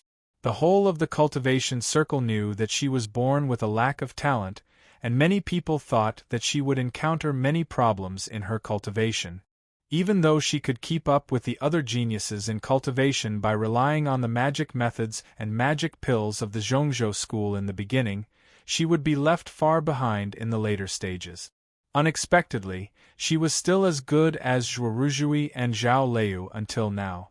This had something to do with the profound resources of the Zhongzhou school, but many people in the hall knew a certain secret. Thinking of the 6 years they spent in the snowland, they looked at Jingjiu reflexively. Jingjiu's eyelids drooped slightly, but everybody knew that he was still awake. Bai Zhao didn't avoid him on purpose. He talked to him calmly while looking at him. Jingtao gripped her sleeves tightly. She felt very sad. Kenyang shook her head. She suddenly found that Xiang Wanshu was looking at her from among the crowd of the Zhongzhou school, so she returned the greeting with a faint smile. Sensei sighed, thinking that it would be a great time for them to bring Brother Jean back from White Town and eat the barbecued fish and drink the wine. It was unnecessary to pretend that they didn't know each other and talk about such boring things. It was all Jingjiu's fault. How could he become the sect master of Aoyama so early? Not only these young girls, but also those masters and masters of the older generation felt a bit sentimental when they saw Bai Zhao talking to Jingjiu calmly while standing in front of him. The story between this young man and woman was quite famous in the cultivation circle. Baizeo stopped using the magic method. The map in the Grand Hall disappeared after turning into specks of light. Chaotian hasn't been attacked by the army of the underworld for more than 300 years. They showed up once in a very small number, and they only showed up in the last 60 years, so it's hard for them to cause any trouble. The Cloud Dream Mountain has never denied the sacrifice made by the cultivationists of Aoyama, and they don't dare show any disrespect. However, if I have to say something disrespectful, since it was Taiping Jinren who made the mistake, Aoyama should take more responsibility. She turned to Zen Master and said, "We still insist on the request made in spring. The detailed list of the quota has already been sent to Zhaoga City." Zen Master sat in the chair with his legs crossed, indicating that he had nothing to say. Baizeo turned to Zhang Ei and said, "Senior Master Zhang, the Pure Heaven Bureau should have seen the list we sent." The more respectful she called him, the worse Zhang Ei's expression became. According to the rules of the Plum Meeting, the Imperial Court won't get involved in this matter. As long as Aoyama agrees, the Pure Heaven Bureau will act according to the new rules. It was quite troublesome to collect, refine, and distribute the cultivation resources such as crystals, magic pills, ocean pearls and bright silver, red gold, devil pills, and animal blood. 600 years ago, Taiping Jinren relied on his powerful deduction ability, the full support of Shuiyu Nunnery, the secret support of the Guoqing Temple, and the encouragement of the previous emperor to persuade Zhongzhou School and other major cultivation sections. It was from that moment that the peace in the cultivation circle began. It was a significant matter that Zhongzhou School wanted to change the rules of the Plum Meeting, but the proportion of the quota they requested was very small, and the extra quota of the Western Sea Sword School seemed acceptable to the Aoyama sect. However, as the great Grandmaster of the Foggy Island, Nan Chu, said before his death, if Aoyama took a step back, would it continue to take a step back? No matter how big the step was, taking a step back was still taking a step back. Taking a step back in order to advance was the last resort of the weak. Baizeo walked to the front of Jingjiu, waiting for his answer. Jingjiu lifted his head and looked at her, saying, "First of all, the quota of the West Ocean is ours, and nothing else will change." Baizeo looked at Jingjiu in silence, knowing that there would be more to it. Looking at Jingjiu, Zhao Liu suddenly understood what he was going to do, her eyes growing brighter. Whoosh! A small hole appeared in the autumn clouds in the sky, and a flying sword arrived at a high speed. This sword letter came from Aoyama, and it fell into the hands of Gu Qing. It was given to Zen Master by Jingjiu's eye signal. In the next moment, the bell rang in the Guoqing Temple. The cold signal bird flew over, bringing the news from the other side. The Pure Heaven Bureau sent a letter to report. The cultivation practitioners in the Grand Hall felt uneasy due to such a large number of people. "Did something happen in White Town?" asked Buqiuxiao. After reading the sword letter, Zen Master glanced at Jingjiu meaningfully, saying, "No, it's an important figure from the underworld." Buqiuxiao arched his eyebrows slightly, asking, "Who is it?" "The 12th priest," replied Zen Master. Buqiuxiao had heard of this swordsman of the underworld who was famous for his ambition and bloodthirstiness. "Since it's not the Grand Priest or the Underworld Master, it's not a big deal for the projection to come here," he said with a slightly cautious tone. "It's his true body," Zen Master said while shaking his head. Upon hearing this, there was an uproar in the Grand Hall. A swordsman of the underworld had come to Chaotian in his true body. It had been many years since such a thing had happened. Was this the omen of the invasion of the underworld? Buqiuxiao stood up abruptly and asked sharply, "Where is he? How are the casualties among the populace?" The 12th priest appeared on the cold mountain, and then Zen Master said after shooting a glance at Jingjiu, "He was killed by the cultivationist Aoyama." End of this chapter. Chapter 556. Along with the voice of Zen Master, the atmosphere in the Grand Hall had changed constantly. The people felt it was absurd in addition to being shocked. Earlier, the situation was so serious that all the sects and the imperial court sent letters one after another, as if a storm was coming and the underworld was about to invade. Buqiuxiao slammed the table and stood up, but in the next moment that important figure from the underworld had died. The small black wildcat sensed something was out of place. He meowed fearfully and ran to the distance again. The people suddenly thought of a problem. What Zen Master said was that the 12th priest was killed by the cultivationists of Aoyama on the cold mountain, but Aoyama was in the far south, tens of thousands of miles away from the cold mountain. This matter was obviously suspicious, but many people hadn't figured it out yet. Even if they thought of it, they couldn't say it out loud.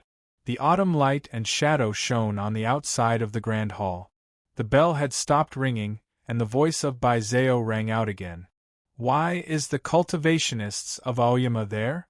The sky was so vast that no two birds would bump into each other, unless the eagles were ready to strike. Jingzhu didn't answer this question. It was Gu Qing who did. He said calmly, "It's because it's what we should do." This answer was in line with the status of the sect master of Aoyama and the style of the leader of the orthodox sects, but it also meant that it was a tasteless official statement. Like Zhao Liu, Gu Qing had guessed Jingzhu's plan, though he didn't see Tong Yen enter the underworld from the heavenly well. The reason why the Zhongzhou school asked the Aoyama sect to give in was straightforward. It was because there were no devils of the underworld in Chaotian to kill them. Didn't they have them now? Jingzhu stood up, ready to leave. Bai Zhao asked him, "Is this just the beginning?" "Yes," Jingzhu said. Bai Zhao said, "Shall we wait a few more days in the Guoqing temple?" Jingzhu nodded calmly and walked out of the hall. Zhuoruzhui crossed his arms and followed. His eyelids were still drooping, but his head was raised quite high. His nostrils were very clear as he stared at them. Holding the sword of the universe in his arms, Gu Qing followed behind them. The sense of coldness coming out from the layers of coarse cloth was no longer cold, but a faint intent of killing. Zhao Liu walked at the back with Ada in her arms. The white cat narrowed his eyes and looked at the people in front of him. His eyes were filled with contempt and mockery. The people of Aoyama left, and the conference could only come to an end. Some people were discussing the movements in the underworld nervously. Some people came to the front of Zen Master to greet him and ask for a confirmation. Some people were talking to Buqiuxiao in a low voice. But no matter who it was, the one who paid the most attention to Bai Junren. The seemingly real cloud and fog prevented people from seeing Bai Junren's face and expression, so they couldn't tell what she was thinking and feeling. They only knew that she didn't say anything else today except for asking the Kunlun sect to give up the investigation of that murder case. Zhentao also sensed the strangeness of this matter. Hearing the discussions around her, she said worriedly, "This is too much of a coincidence. Everyone can see the problem." Cain Yang said nothing with a smile. She thought that her master must have calculated everything before he came to the Guoqing temple. How could anyone predict his chess skills better than his? Sensei glanced at her.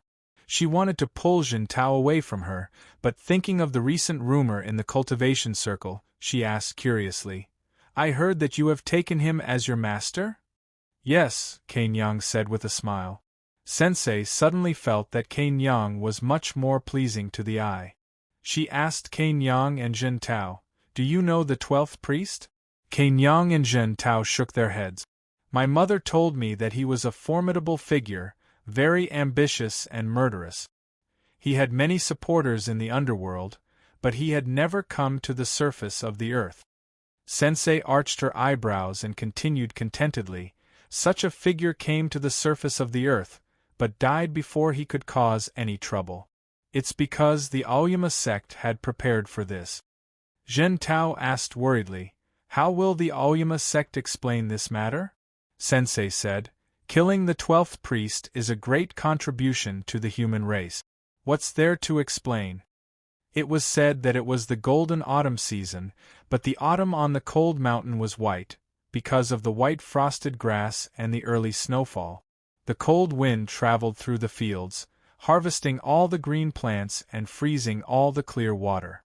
Only the warm wind brought by the lava from the cracks in the ground could soften the ground, but it couldn't change the white color of the earth. In this white world, the red color was so conspicuous that it could be seen even if one looked down from the sky.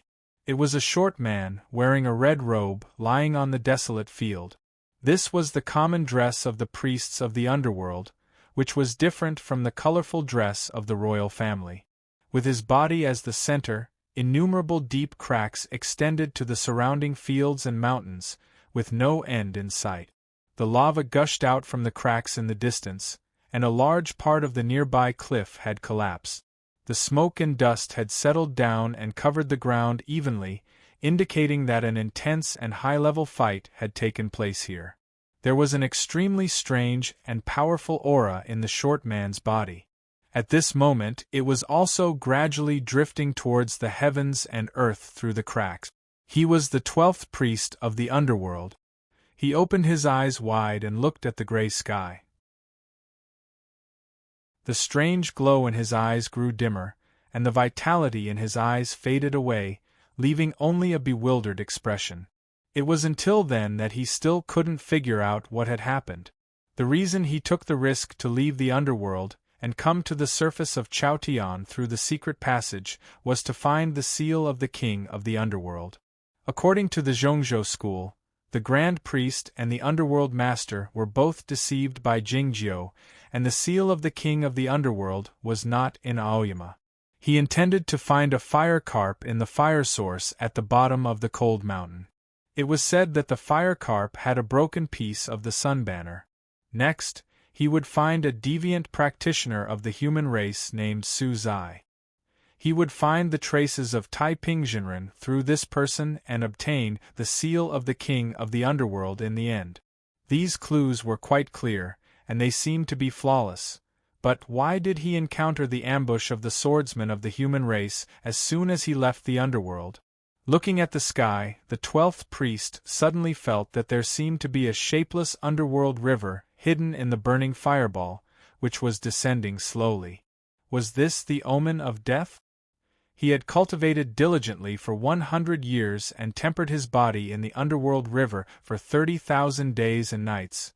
Was he going to return to the underworld river like this? He was truly unwilling to accept this fate, because he had many things to do. He wanted to become the Grand Priest and even the new king of the underworld. He even wanted to lead the army of the underworld to Chaotian and bring back the glory of his ancestors. Ah, was that the rumored sunlight?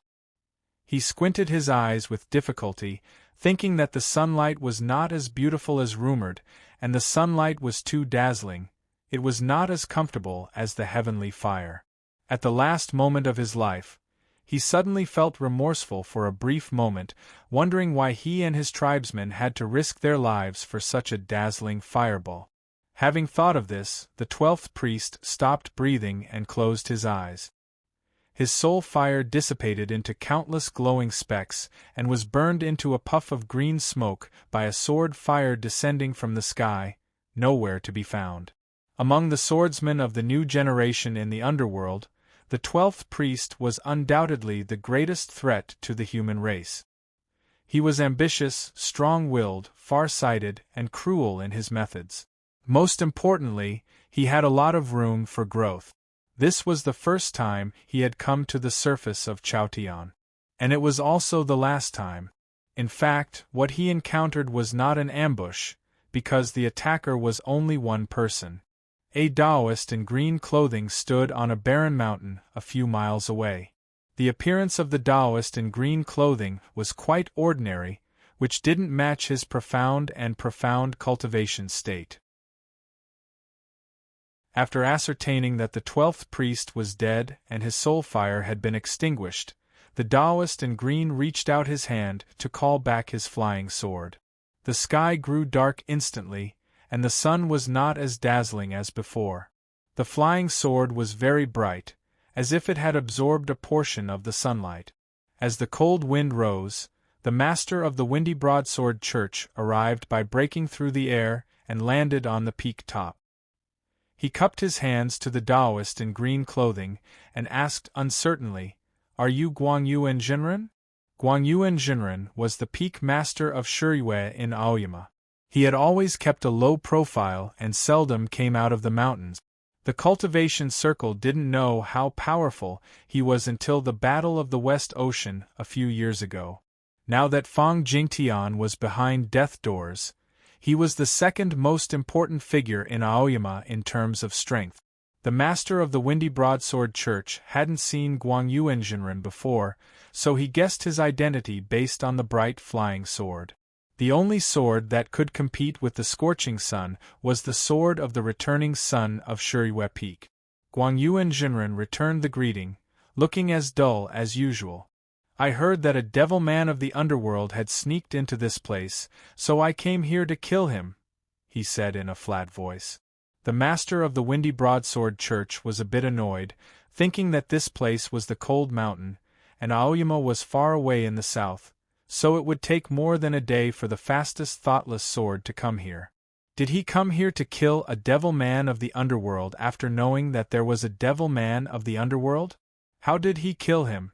Everybody knew that he must have been hiding here the entire time. But couldn't the Aoyama sect be a bit more serious and find a reason to kill him? The master of the Windy Broadsword Church noticed that Guang Yuan Jinren's green robe was a bit damaged, and his sword wills were a bit messy, so he realized that Guang Yuan Jinren must have been severely wounded. Looking at the patch of red in the barren land, his expression changed slightly, thinking that this devil man of the underworld dared show up in his true body. Was he a disciple of the underworld master? The 12th priest of the underworld? Guang Yuan Jinren added after a pause, "It seems so." It was obvious that he had made a slip of the tongue. The master of the Windy Broadsword Church didn't want to waste time here, heading toward the field. A moment later, he and Guang Yuan Jinren came to the side of the corpse of the 12th priest. Looking at the cracks between the field and the cliff and sensing the gloomy energy that hadn't disappeared completely, the master of the Windy Broadsword Church was certain that this 12th priest of the underworld was very powerful, and that it would be hard for him to kill him if he came alone. Thinking of this, the master of the Windy Broadsword Church couldn't help but feel impressed by Guang Yuan Jinren's cultivation state, and at the same time, he was baffled by Aoyama's confidence. Why did the Aoyama sect send only one person to face such a powerful devil man of the underworld? As he was thinking of this, the master of the Windy Broadsword Church suddenly heard the cry of an eagle on a distant mountain. No, it sounded like someone was singing. The wooden expression on Guang Yuan Jinren's face had finally changed a bit, and he said with a stutter, "Young sister is drinking wine." Looking at the mountain 10 miles away, the master of the Windy Broadsword Church thought that the peak master Nan Wang had come as well. Then, he saw an isolated band of wind and snow in the distance, realizing that Aoyama sect had prepared well. "When I passed by Shenyang years ago, I saw the chessboard mountain, so the chess tournament of the plum meeting in the path to heaven was held on this mountain. Kane Yang couldn't forget the amazing game between Jing Jiu and Tong Yen until now. Today the chessboard mountain is on fire. It's really scary to watch the video. I hope everything is fine." End of this chapter. Chapter 557. That place was 100 miles away. Snowflakes rose from nothingness and danced with the wind, then disappeared in midair. It was obviously not natural.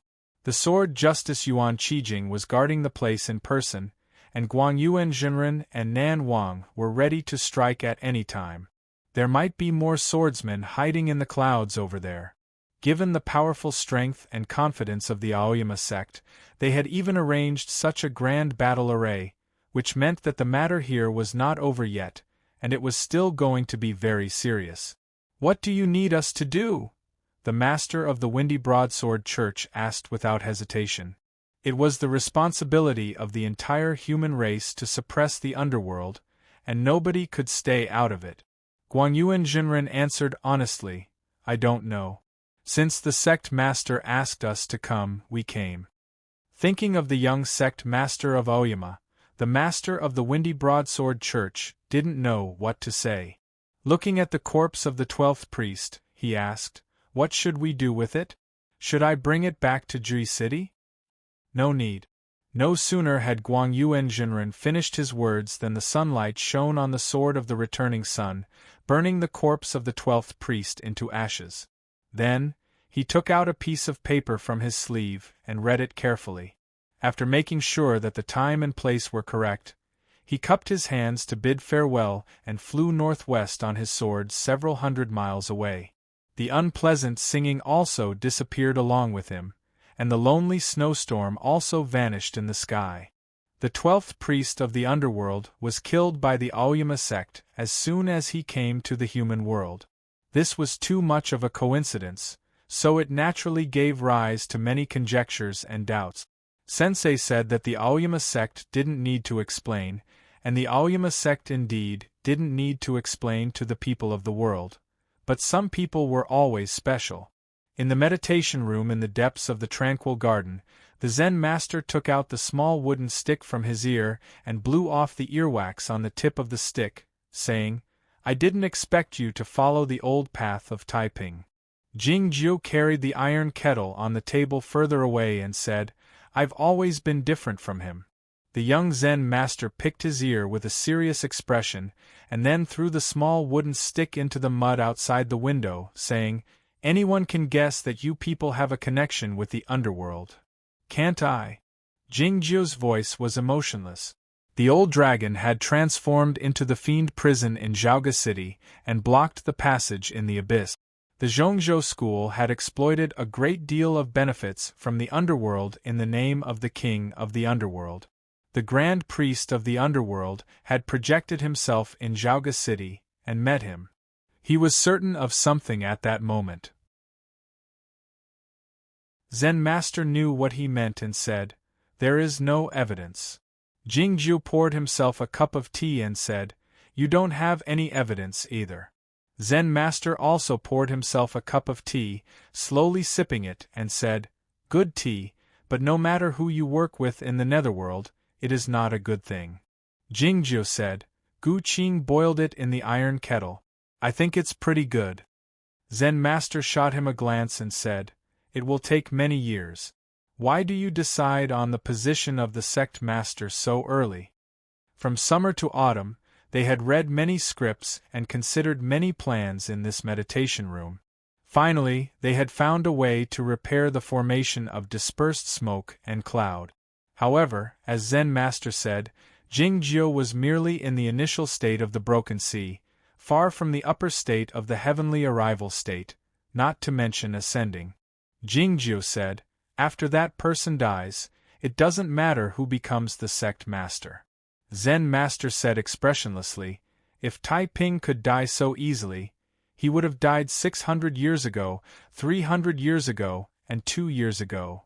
Jingjiu didn't continue this topic, saying, Help me keep an eye on the Bai family. Don't let her contact the lower world, at least not for the next few days. It's simple, said Zen master. You can't defeat her, said Jingjiu. Zen master had said this in front of Zhongzhou Jinren and Yu Qianmen at the spring plum meeting. It seemed that he was humiliating the Zhongzhou school, but in fact, he was reminding the Aoyama sect. Half a year had passed, and Jingjiu had finally returned the same remark to Zen master. Zen master sighed, saying, This is the Guoqing temple, okay? In the afternoon, the details of the 12th priest's death had finally been transmitted to the seashore of the East Ocean.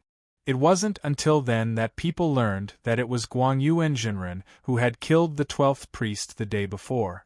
In the evening, the latest news arrived. The 7th priest of the underworld had appeared not far away from Jui City with 2 warlocks who were good at using the method of soul fire conquering the heart. The broadsword king was guarding White Town, far away. The swordsmen of the Windy Broadsword Church didn't have time to attack, but the seventh priest and the two warlocks with the strange method of soulfire died. And they died under the sword of the Auyama sect. The night had just begun and the stars were rising. The evening drum had stopped, and the evening classes were over. It was quiet in the Guoqing temple. Walking among the pagoda forest, one could vaguely hear the sound of prayers and sobs coming from both sides of the official road. Nobody knew which patients were dying or which patients were dying. The six senses of the cultivation practitioners were very sensitive. A swordsman of the Yuanying state like Bai Zhao could even hear the sound of the waves of the East Ocean dozens of miles away if he listened attentively. However, her ocean of consciousness was turbulent at the moment, and there were countless sounds, so she had no desire to listen to the distant sounds. Arriving at the outside of the tranquil garden, she walked in after being invited by the monk Dachang. Gu Qing was meditating and cultivating in front of the stone pagoda. It seemed that there was nothing for him to worry about anymore. Zhuoruzhui was dozing off while leaning against the side of the stone pagoda. It seemed that he had had a good dinner. Coming to the meditation room, smelling the faint aroma of the tea, and looking at Jing Jiu and Zhao Lei sitting side by side, Zhao Lei gradually calmed down. "How many more will there be?" she asked. Jing Jiu didn't answer, because he didn't know how many people Tong Yen could deceive. Up until now, he still didn't understand why the priests of the underworld were so gullible, because he didn't know what the seal of the king of the underworld meant to the people of the underworld. Bai Zhao looked into his eyes and asked, "Is Big Brother down there?" Jing Jiu didn't answer. Zhao Lei opened her eyes, and the faint mist withdrew from her body. "How much do you know?" she asked while looking into Zhao Lei's eyes. Bai Zhao replied, "I've only learned a little recently." Zhao Lei said, "Since you know these things, you shouldn't ask us. You should ask your mother." What she said seemed ordinary, but there was a hidden sharpness in it. It was hard to face it directly. Bai Zhao left the tranquil garden and came to the forest of pagodas, remaining silent for a long time. It was windless that night, and there was no sound of waves in the pine forest nearby, but the sound of waves grew louder and louder in her ears, until it was disrupted by a few footsteps. They were Sensei, Cain Yang, and Jin Tao. They had agreed to meet Jingjiu. They were a bit surprised, but they walked toward the tranquil garden after exchanging some pleasantries with Bai Zhao. It was windless that night, but Bai Zhao felt the night wind was a bit chilly. The geniuses of cultivation of the younger generation were all her friends and companions, both in the cultivation tournament and in the Tao competition. They used to drink wine by the lake and make a vow that the world would be at peace. But now, Lo Huainan was dead, Tong Lu was dead, Tong Yen was missing, He Zhan had become a monk, Su Zai had become a wandering ghost, and Guananshan and other disciples of Liangwang Peak were imprisoned in the mountain, unable to come out. On the contrary, there were so many young people in the tranquil garden. She felt a bit lonely. "Wait a minute." She stopped Jin Tao, asking with her eyes if that senior master had woken up. Jin Tao shook her head, indicating that nobody in the nunnery knew when she would wake up. No more meetings were held in the Guoqing temple. The cultivation practitioners of various sects took advantage of this rare opportunity to ask the senior monks in the temple for some questions, or to discuss some cultivation methods with each other, or to wander around like Sensei and Jin Tao. But none of them left, because they were all waiting for the final result. News came from the north one after another. A formidable figure came from the underworld. Then he died. Here it comes again. He died again. It was the Auyama sect who did it. On the early morning of the seventh day, the morning sunlight illuminated the wilderness. A huge Auyama sword boat landed on the ground along with the desolate sunlight. The devil men of the underworld mostly appeared in the vicinity of the cold mountain. For some reason, none of the cultivation sects and the imperial court had sent anyone over. It was understandable that the Windy Broadsword Church, The imperial court and some other cultivation sects didn't react, since it was obvious that the Aoyama sect and the Zhongzhou school were working together in secret, and nobody wanted to get involved. But it was strange that the Zhongzhou school didn't send anyone over. Looking at the distant Aoyama sword boat, an elder of the Windy Broadsword Church remarked sentimentally, "What does the Aoyama sect intend to do?" A bloody battle had taken place on the cold mountain last night. A priest of the underworld burned his soul fire and wounded the peak master of Bihu, Chen Yutian. As the master of the Windy Broadsword Church was about to strike, a few flying swords suddenly came down from the sky. The sword wills were so strong that the priest and his subordinates were all minced into powder. The members of the Windy Broadsword Church, who had been paying close attention to the battle, realized that the Aoyama sect had sent all of their swordsmen. Yuan Qijing and the other 4 peak masters and 8 elders in the Broken Sea state. This force was similar to that of the Battle of the West Ocean. After a moment of silence, the master of the Windy Broadsword Church said, "This is the only way to ensure our safety. Otherwise, even the Aoyama sect can't bear the responsibility." Everybody knew that the abnormality of the underworld had something to do with the Aoyama sect. Many people even suspected that the Aoyama sect had colluded with some forces in the underworld. After all, the incident of Taiping-Jinren had happened before. If the Aoyama sect let go of a swordsman of the underworld and let a mortal die, the sect would be questioned. As such, the Aoyama sect had to act like an eagle hunting a rabbit to ensure that nothing would go wrong. The elder said while shaking his head, "It's so strange. How will the Aoyama sect explain it later?" The master of the Windy Broadsword Church said, "No matter how strange it is, nobody can say anything as long as the Aoyama sect contributes." Do you think it's so easy to kill these devil men of the underworld? Let's talk about the 2 battles we witnessed with our own eyes. If we don't invite the Broadsword King back, do you think we can keep them under control? A few days later, the cold wind blew up. The sword boat of the Aoyama sect took off with the help of the wind and returned to the south. An autumn wind rose by the seashore of the East Ocean, dropping some leaves. The cultivation practitioners gathered in the Grand Hall again. The Zhongzhou school took back the proposal they had made at the spring plum meeting. Not only that, but the share that had belonged to the Western Sea Sword School in the past was now given to the Aoyama sect. The Aoyama sect distributed half of the share to the Ozawa sect, the Platanus sect, the Mirror sect, and other sections. Unexpectedly, the No Mercy sect, who had sealed off their mountains, received the most.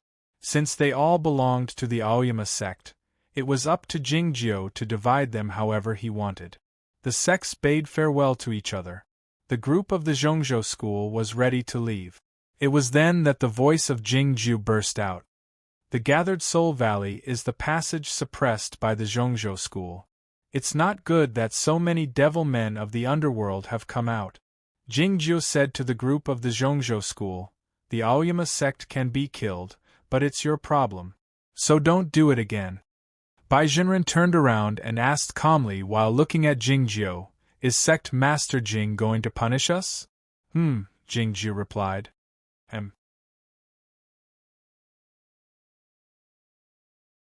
Chapter 558. In reality, few people had seen Jingjiu fight, and most of them had died.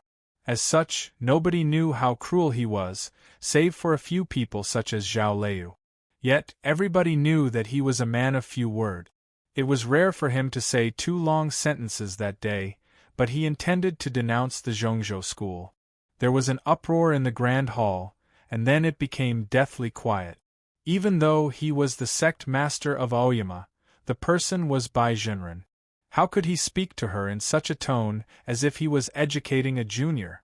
Moreover, the Zhongzhou school had come with a thunderous force, but they had to leave in silence in the end. It was humiliating enough. What else did the Aoyama sect want after having won a great victory? The reason why Jingjiu said these 2 sentences was simple. He wanted to warn the other party. It seemed that the Aoyama sect had gained a lot this time. The rules of the plum meeting had been upheld, and the share of the West Ocean had been obtained. The hand that the Zhongzhou school had extended to the underworld had been severely wounded. It would be extremely difficult for them to obtain resources from the underground in the future. Yet, nobody knew how much risk the Aoyama sect had taken to achieve this. It wasn't until now that Jingjiu was sure if Tong Yen could come back safely.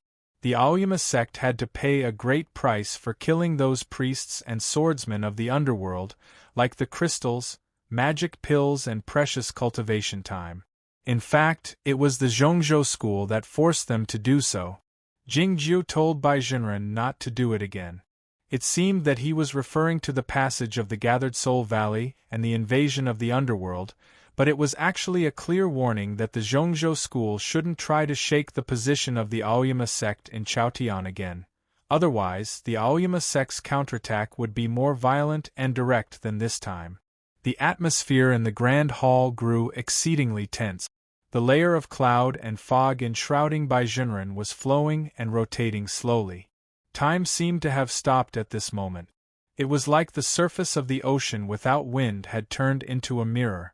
No one knew what would happen next. If Bai Jinren made a move, this hall would be reduced to ruins, and the Guoqing temple might also be reduced to ruins. The East Sea, dozens of miles away, would give rise to countless stormy waves, and the people who were praying and crying on both sides of the official road would all die.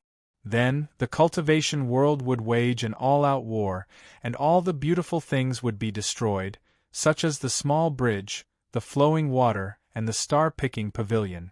As a result, Chaotian would return to 1,000 years ago, and the human race would be wiped out at any moment. None of this could happen. Buqiuxiao took 2 steps forward. Zen Master's feet had unknowingly landed on the ground. Ada hid in Zhao Leia's sleeve. The grand formation of the Guoqing temple was ready to be activated at any moment. The next moment finally arrived. Bai Jinren's reaction was beyond everyone's expectations. She looked at Jingjiu and said calmly, "I have learned something." Having said that, she led the group of Zhongzhou school and left the Guoqing temple, heading north on the cloud boat. Seeing the large boat disappearing into the horizon, the people in the temple had a complicated emotion. They felt lucky to have survived a disaster, but they also felt puzzled. This was definitely not the style of the Cloud Dream Mountain. In the last 2 years after the departure of the immortal Lu Ci, the Zhongzhou school had been very aggressive both in the imperial court and in the cultivation circle, which was why the meeting of the Guoqing temple was held. However, the cloud boat had indeed left, and Bai Jinren hadn't done anything, and he even said that he had learned something. A Yamatsai scholar shook his head and said, "Who would have thought that such a grand meeting would end so hastily?" Shiyun said while shaking his head, "If you knew how ruthless the Aoyama sect was on the cold mountain, you wouldn't have come to such a conclusion." That's right. The competition between the Aoyama sect and the Zhongzhou school isn't going to take place in the Guoqing temple, but on the cold mountain, or even in the underworld. Buqiuxiao put the dragon-tail inkstone back into his sleeve, and then walked to the opposite side, gesturing for Shiyun, Lu Shisui and other disciples not to follow him. The opposite side was the Aoyama sect. Zhao Leiu and the others were aware that he had something to say to Jingjiu, so they left him alone. Looking at the young and perfect face, Buqiuxiao couldn't help but feel sentimental when he recalled the conversation he had with Jingjiu in Zhaoga City. He used to be the youngest person in charge of the major orthodox sects, but he was much older than Jingjiu when he was the house master. "I haven't congratulated you on becoming the sect master of Aoyama," said Buqiuxiao. "It's not a happy occasion," said Jingjiu. The cultivation practitioners preferred a peaceful life without desires, but they also had to act against the natural order. It had nothing to do with power and influence no matter how one looked at it. His answer was reasonable, but how many cultivation practitioners in the world could do what he had said? Buqiuxiao found that Jingjiu's answer was not empty talk, and he really thought so. He felt this person was extraordinary, saying, "I heard that Shui made a bamboo chair for you." "He saw me make it," said Jingjiu. Buqiuxiao changed the topic, asking, "Who did the Aoyama sect learn how to do things?" Some words didn't need to be pointed out to be understood. Everybody could tell that the Aoyama sect must have something to do with the underworld, since they could kill so many devil men of the underworld. "I don't want your helpers in the underworld to be the remnants of Taiping," Buqiuxiao continued. "If that day comes, I'll pretend that the conversation in Zhaoga City never happened." The meaning of this statement was clear enough. If the Aoyama sect couldn't get rid of the influence of Taiping Jinren, then Buqiuxiao would fight against the Aoyama sect even if his reputation would be ruined.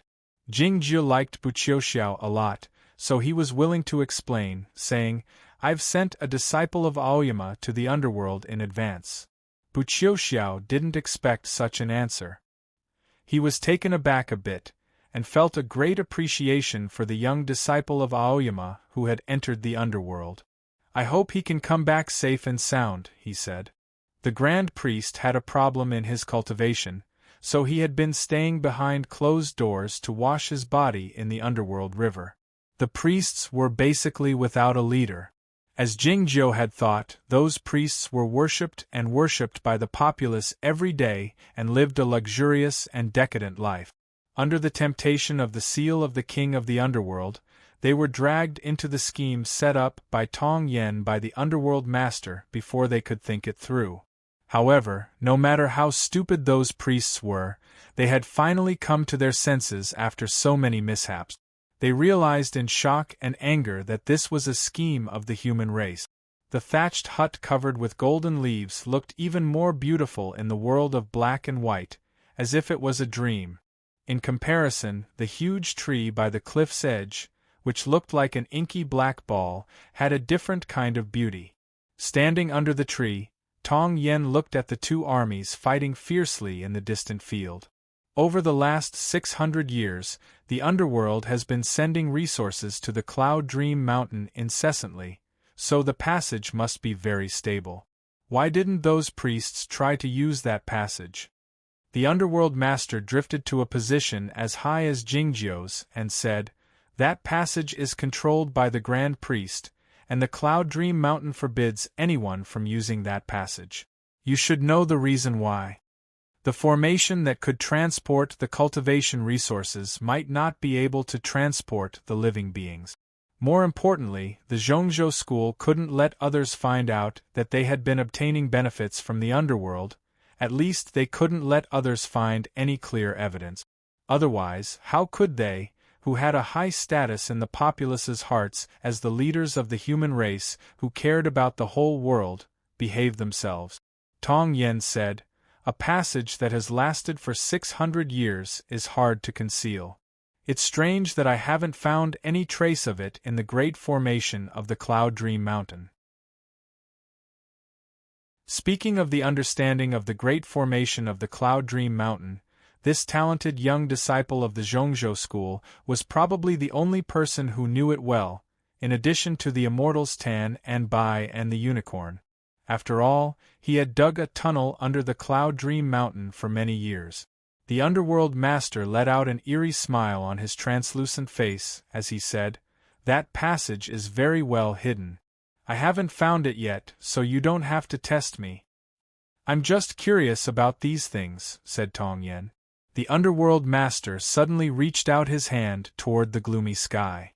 A moment later, he said, "Let's stop here." Though Tong Yen couldn't see what was in his hand, he sensed a strong danger, saying, "I'll take my leave then." Pointing to the battlefield in the distance, the underworld master said, "If you leave now, I can't guarantee that I'll be able to bring you to the bottom of the well alive." Tong Yen knew that what the underworld master said was a bit exaggerated, but it was also somewhat true. Those priests found that they had been deceived by Jingjiu, and all of them went crazy. The underworld capital was surrounded by the sacrificial army of the priests, and the battles were even taking place in the sky.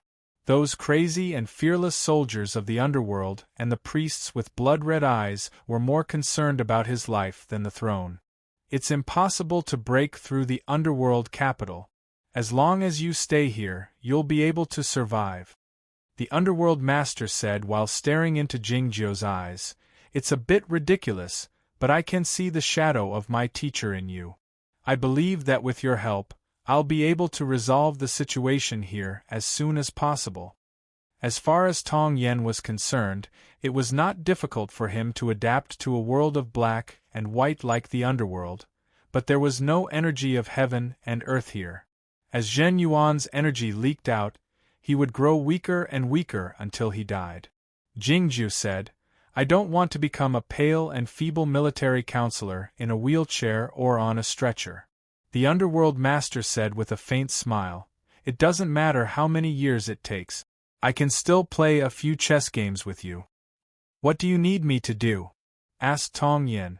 The underworld master said, First of all, you need to help me determine who Jingzhou is. I don't understand what you mean, said Tong Yen. The underworld master said, I thought he couldn't be that person before, but I'm a bit hesitant now. After a moment of silence, Tong Yen asked, What on earth do you want to say? If he is that person, I won't dare cooperate with him out of fear. A few glows came out from the translucent face of the underworld master, looking eerie and exceedingly solemn, like a godly statue whose paint had been peeled off.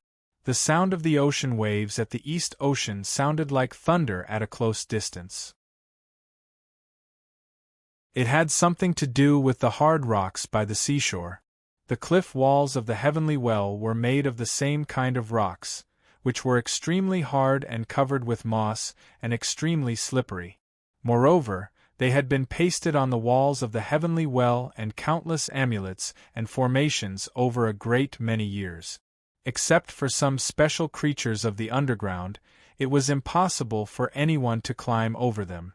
Cold Cicada turned over on Jingzhou's palm, and then disappeared to another spot. The ocean wind in the late autumn was indeed a bit chilly.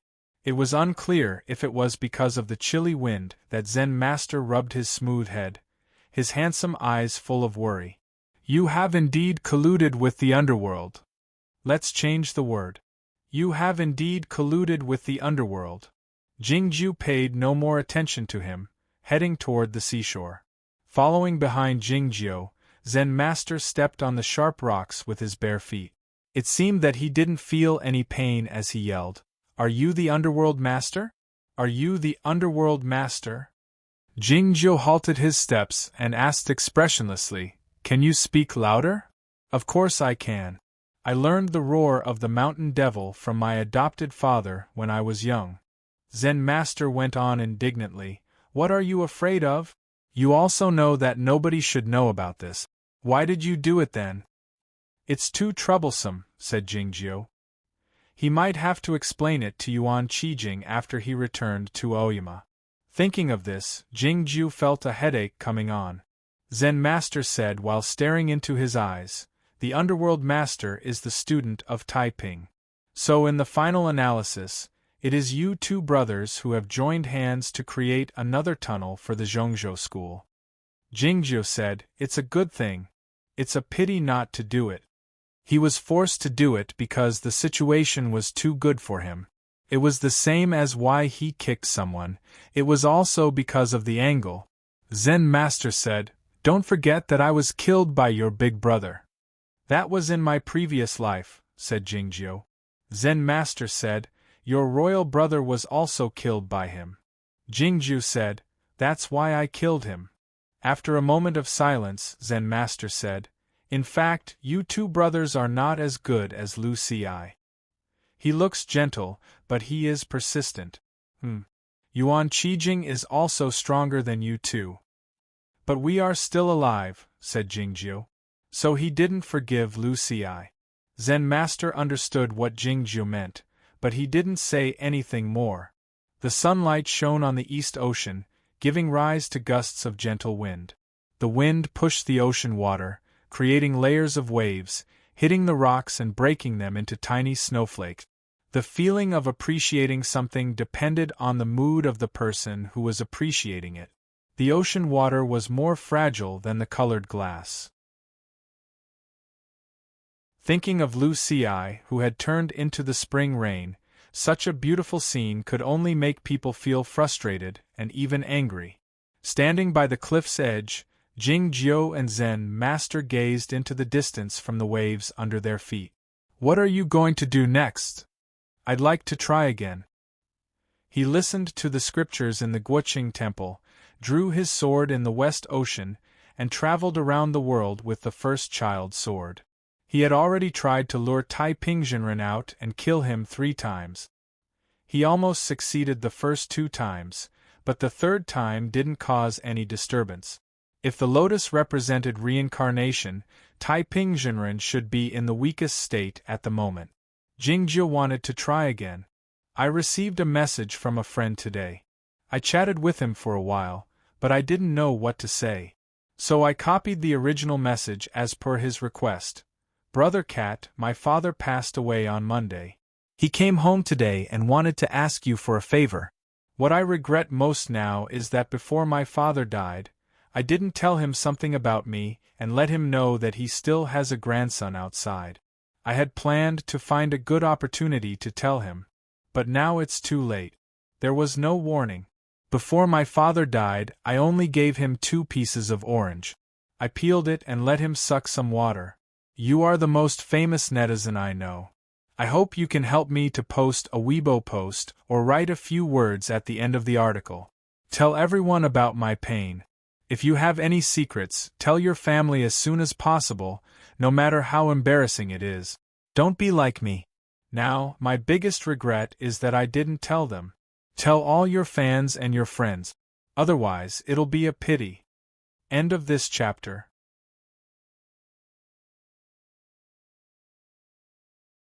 Chapter 559.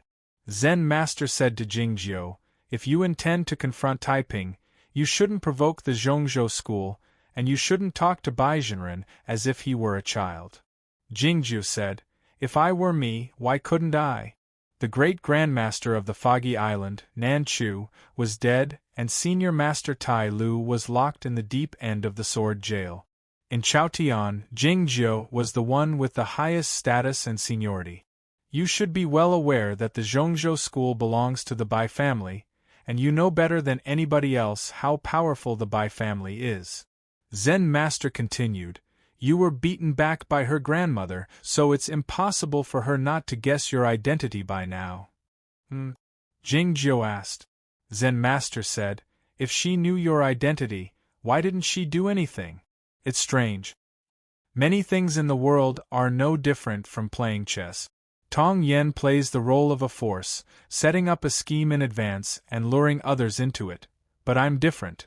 Jingjiu said, "I'm used to waiting for my opponent to set up a scheme before I try to break it." Zen Master said, "You'll lose the upper hand." Jingjiu said, "But I can see through my opponent's thoughts, so I won't do anything in vain." Zen Master shot him a glance and said, "I understand what you mean, but I still think you're just lazy." "Maybe," Jingjiu said. Zen Master said, "But have you ever thought that if Baizhenren could kill you with a single move, it would be meaningless even if you could see through her thoughts?" The word death here was a real death, not a death in a chess game. Looking at an indistinct godly boat in the deep end of the East Ocean, Jingjiu asked, "Why do you think I'm willing to come out and take a walk?" It was not because he had become the sect master of Aoyama and nobody in Chaotian dared offend him. It was because he was confident that he could hardly be killed. Zen Master said, "With your current realm, other than that strange sword art, what else can you use to protect yourself? Isn't it because you've broken through the sea state and can finally use the seal of the King of the Underworld? Don't forget that you have promised the King of the Underworld that you will return the seal of the King of the Underworld one day. What will the Underworld Master do to you then? He's Taiping's student." "We'll talk about it later," said Jingjiu. Zen Master suddenly said, "Baizhenren went to see Jing Shu." Jingjiu was a little surprised and said, "I don't remember them knowing each other." Zen Master said, when you were in seclusion at the Shangda Peak, they met in the East Field, and they have been in contact ever since. Since Jing Shu stayed behind closed doors at the Shangda Peak instead of the Shinma Peak, it must have happened more than 300 years ago. It was because of you that the Platonist sect decided to follow Aoyama 600 years ago. Jing Shu is your collateral descendant, but she only fears you, not respects you. Zen Master went on, before the late emperor ascended the throne, blood was shed everywhere in Zhaoga City, and 9 out of 10 members of the royal family were gone. Who wouldn't be scared after experiencing that? What are you trying to say? Asked Jingjiu. Zen Master said nonchalantly, back before the plum meeting, the humans were on the brink of destruction in Chaotian, but how many of them were killed by the monster invasion of the Snowy Kingdom? Not as many as those refugees, deviant practitioners, and orthodox cultivation sections. That's why the world can't fall into chaos. If chaos were to occur, Chao Yuan and I would stand out. The same sunlight shone on Morning Lake, turning this patch of green lake among the mountains into a large mirror. Standing on the peak top and looking at the beautiful scenery, Bai Zhenren fell silent for a long time. It was unclear if he thought of the green sky mirror. The atmosphere was tense by the shore of Morning Lake and those small islands. The disciples of the Platonist sect had a pale face, feeling terrified to the extreme. Sitting in the wheelchair, Chen Xueqiao looked at the peak top in silence. As the sect master of the Platonist sect, she had to stay here, and she had to remain calm, even though she might die in the next moment. Standing behind the wheelchair, Sensei lifted her small face and looked up at the top of the mountain, feeling alarmed and uneasy, but mostly helpless. After the meeting of the Guoqing Temple was over, Bai Zhenren didn't go back to the Cloud Dream Mountain with the cloud boat. Instead, he came to the Platonist sect and went to the cemetery on the peak top. The Grandmaster was buried in that cemetery. Nobody knew what she came here for. It would be fine if she came here simply to pay her respects, but if she intended to avenge the Grandmaster for what had happened in the past, what should the Platonist sect do? Who could stop a swordsman in the Deshang state from doing what she wanted to do? There was only one Aoyama sect in the world. Bai Zhenren looked at Morning Lake in silence. He didn't pull back his gaze until the sunlight shifted and the water of the lake turned red. She came before a stone grave and glanced at the words on it, saying nonchalantly, "Maybe you didn't expect him to be the granduncle you feared all your life until your death." The life of the Grandmaster was written on the gravestone, including how she married from the Mirror sect, how she led the Platonist sect to form an alliance with the Aoyama sect, and how she accomplished many outstanding feats in the cultivation circle. However, the gravestone didn't record what had happened before the Mirror sect, and the Grandmaster was still the Grandmaster De, not Jing Shu. Bai Zhenren said, "Now that I think about it, your fear is indeed justified.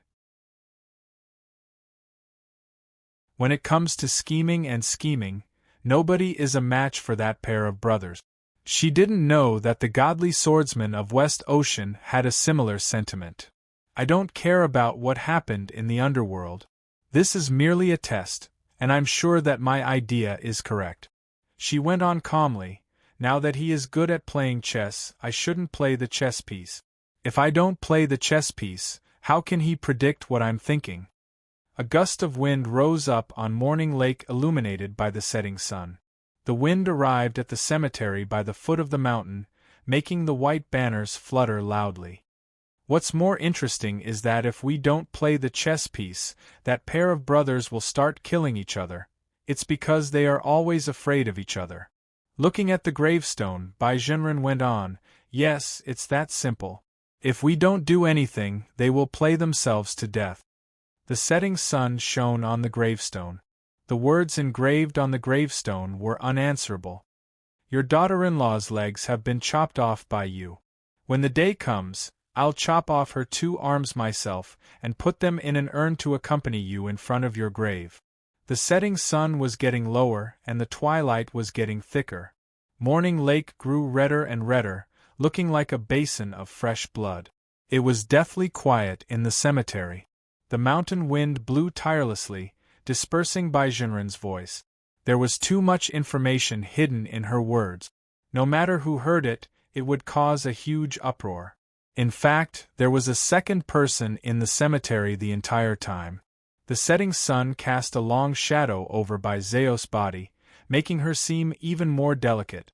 She had heard everything. To be more precise, this was the reason why Baijenren had brought her here.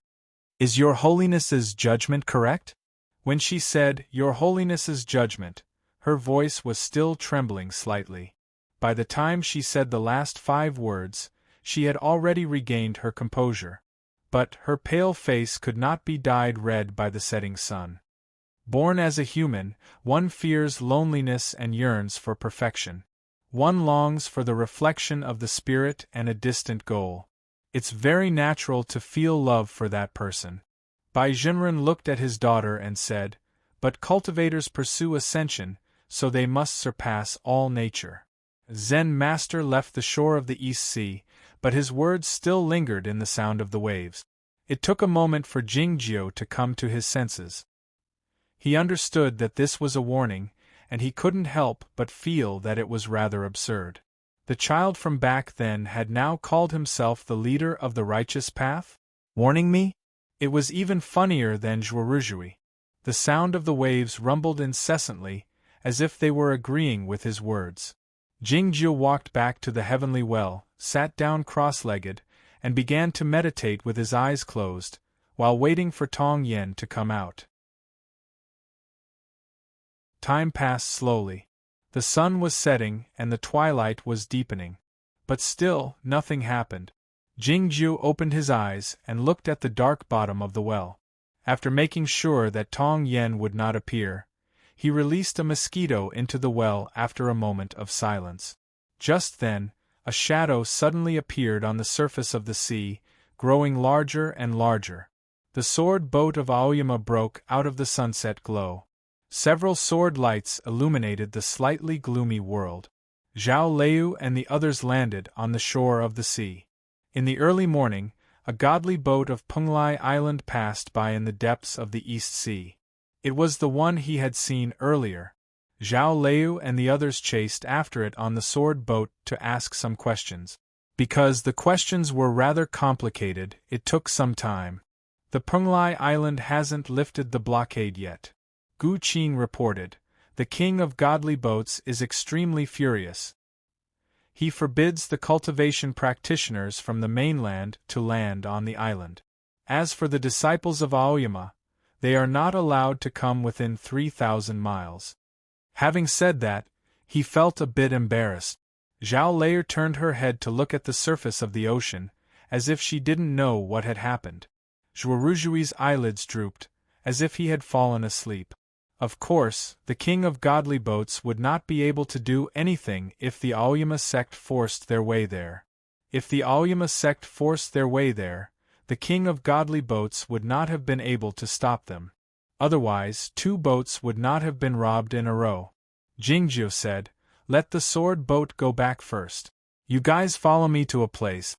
The sword boat of Aoyama rose up from the sunset glow, heading toward the west.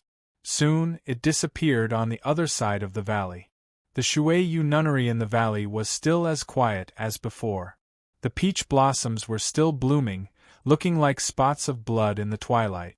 Several sword lights of different shades illuminated the surface of the water. This place was not the seashore, but the lakeside. It was not the morning lake surrounded by mountains, but the vast and boundless Great Lake. Jingjiu walked to the lakeside and looked at the deep part of Ozawa. His energy was tranquil, but it was full of lethal intent. Zhao Leu and Lu Shisui had come to this small town when they were pursuing Taipingzhenren. Knowing that Emperor Xiao was hiding here, she couldn't help but feel energized. The great grandmaster of the Foggy Island, Nanchu, was dead, and the great grandmaster of the mysterious dark sect was fleeing with Taipingzhenren. It would be a good thing if they could kill this last hidden swordsman. Zhuoruzhui was in high spirits as well. his eyes as bright as gems. He didn't know that Emperor Xiao was here, and he didn't like killing people, but he liked fighting. With the Master White Ghost guarding the formation, this kind of fighting would be quite exciting. Gu Qing looked at the small town behind him cautiously while holding the sword of the universe wrapped in layers of coarse cloth. End of this chapter.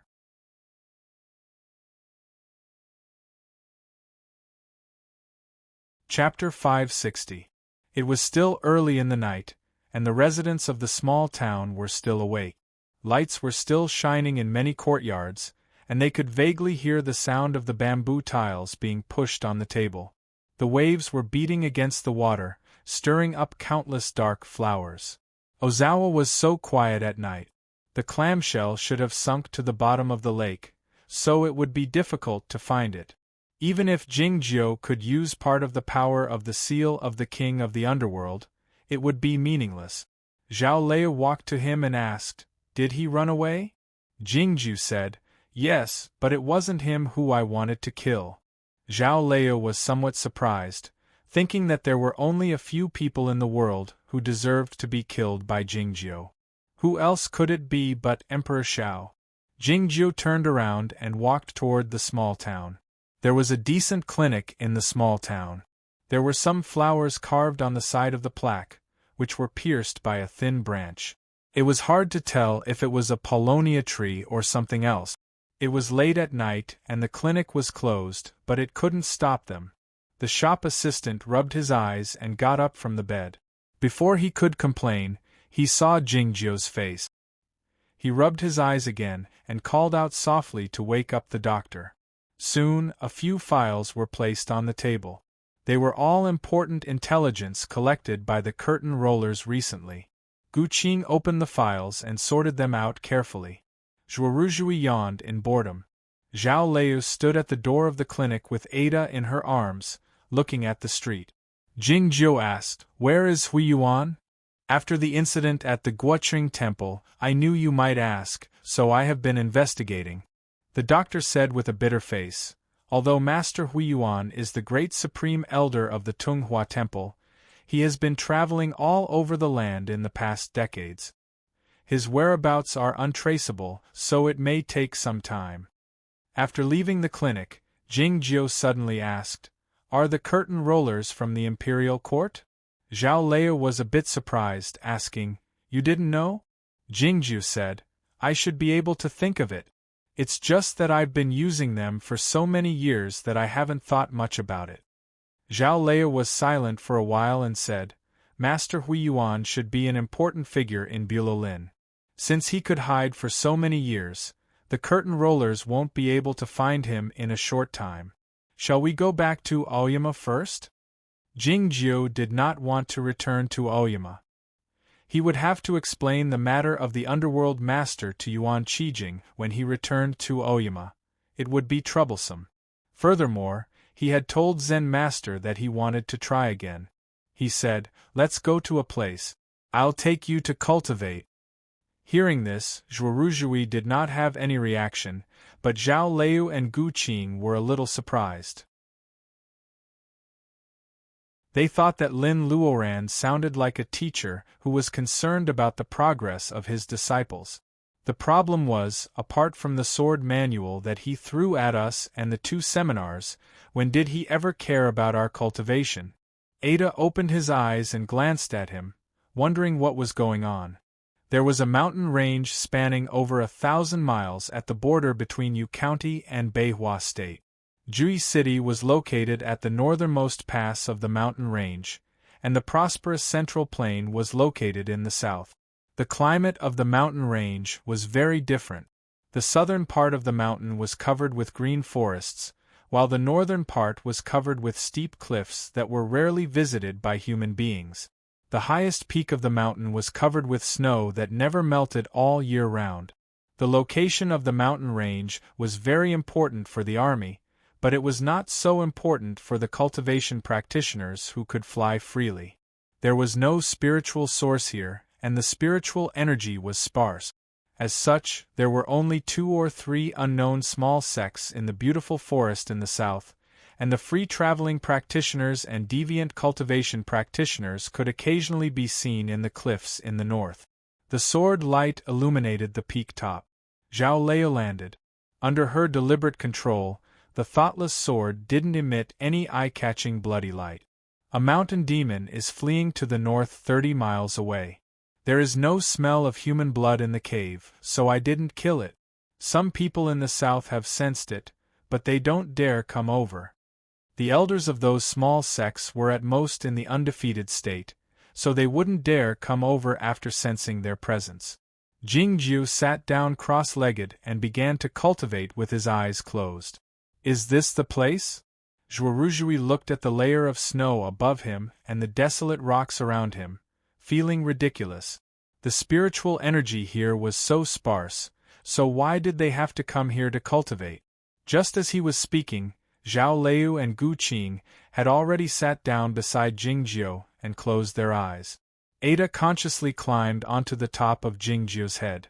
Zhuoruzhui felt even more ridiculous, thinking, didn't the sect leader say that he would take everyone to cultivate together?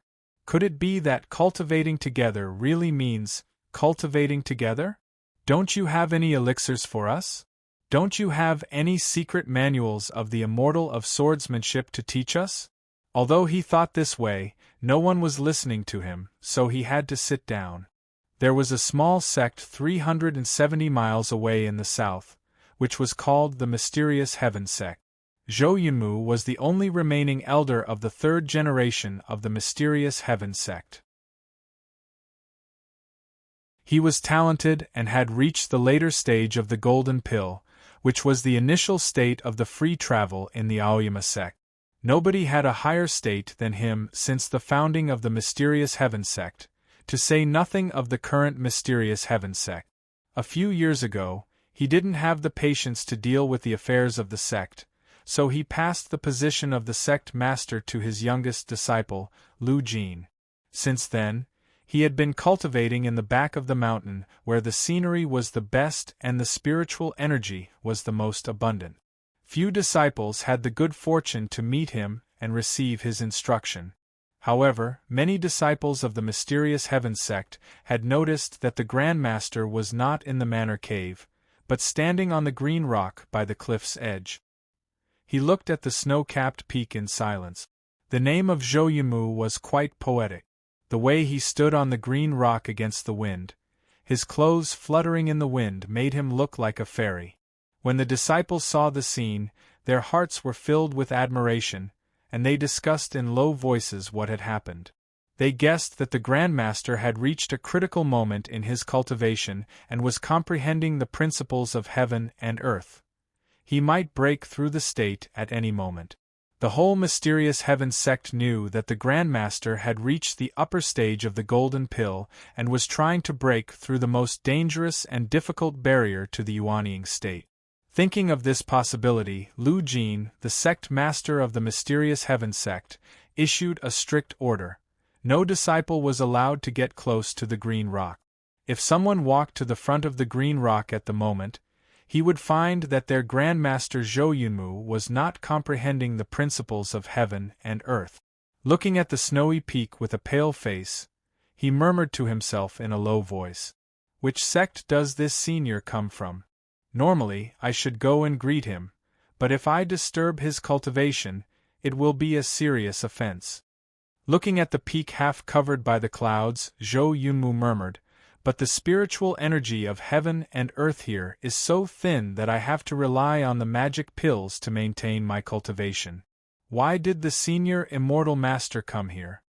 Normally, with his cultivation state, he shouldn't have been able to discover the arrival of Jing Jiu and the others. However, he was cultivating smoothly in the Manor Cave that day, and his mind was at ease. As a result, he spread his spiritual awareness in the forest reflexively and encountered the thoughtless sword. He hadn't even seen a flying sword of the fairy state like the thoughtless sword, not to mention touching it in person. So he knew that the opponent was a formidable figure whom he couldn't afford to offend. Fortunately, the thoughtless sword was evidently a magic treasure of the fairy immortals, not a deviant practitioner, though it had a murderous energy. As such, he wasn't worried that the opponent would come to destroy his mountain gate. Looking at the peak, Zhou Yunmu had a complicated feeling, including admiration, unwillingness, and jealousy. The expression on his face kept changing.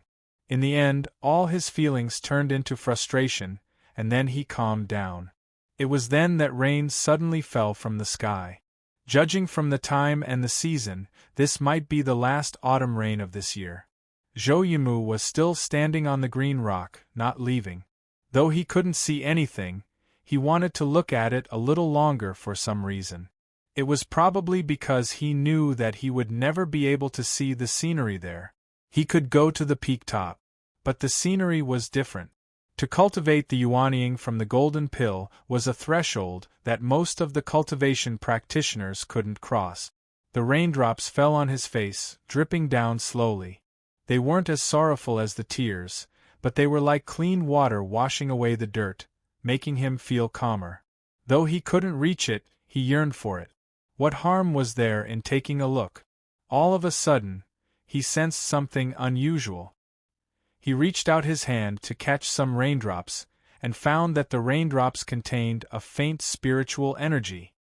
His hands trembled slightly as he thought, "What's going on?" There wasn't a complete spiritual source here, and the spiritual energy of heaven and earth had always been thin, but why was there spiritual energy in the raindrops today? The spiritual energy was very faint, but it was something that could be sensed. Zhou Yunmu's hands trembled more and more violently. He suddenly turned around and yelled at the disciples of the Xian Tian sect, "Everybody, come into the rain!" After the autumn rain, it didn't rain again, but it started to snow a few days later. The snowline moved downward. Even the relatively warm southern mountain had accumulated a lot of snow, not to mention the places near the peak top. 4 people were sitting side by side in front of a cliff, covered by the white snow, looking like snowmen. Of course, the white cat on the head of a snowman was still a white cat, but it was a bit swollen. A sword suddenly flew over from the sky in the south. The snowman raised his right hand and picked up the white cat, taking the sword letter. The ice and snow fell off, exposing the face. The wind and snow added some color again. Zhuoruzhui also woke up. He raised his hands in front of his chest, looking at the sky in silence. It was unclear what he was thinking. With a buzzing sound, the swallowing boat's sword appeared between his hands. The gray lines on the body of the sword, which looked like the scales, became more agile, like a salted fish that was about to turn over. After a long moment of silence, he asked, "Did you guys cultivate like this before? Let's cultivate together, learn together, have fun together, and get drenched in the rain together. The whole world is happy. Have a good weekend." End of this chapter.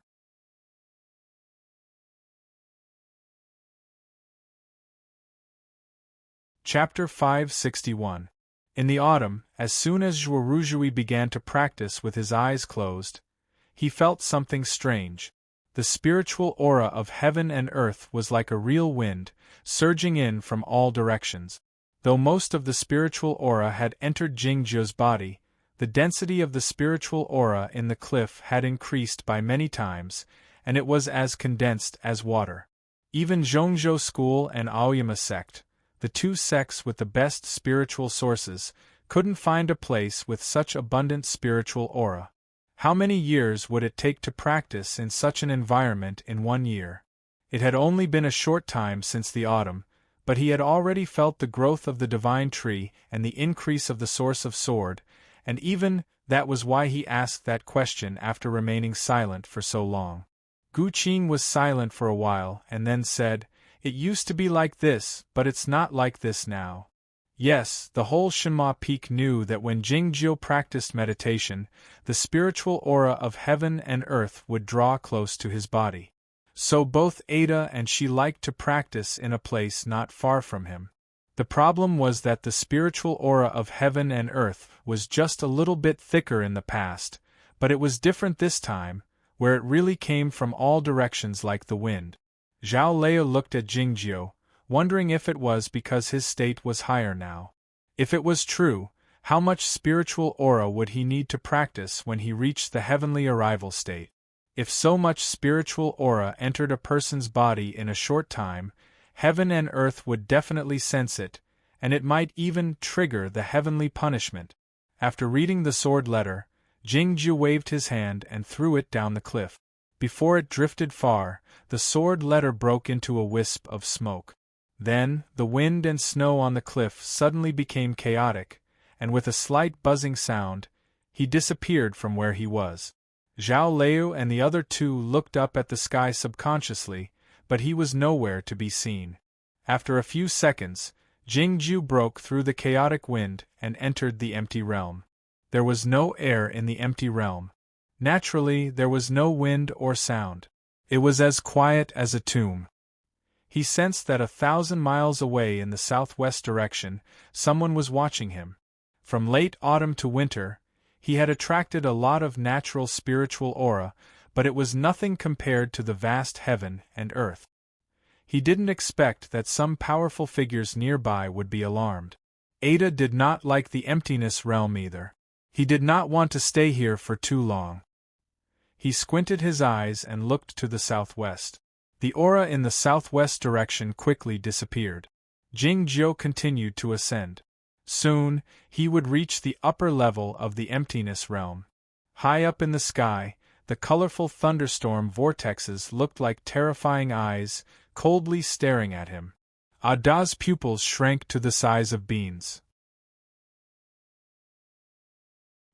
He started to meow, but he forgot that there was no sound in the empty realm.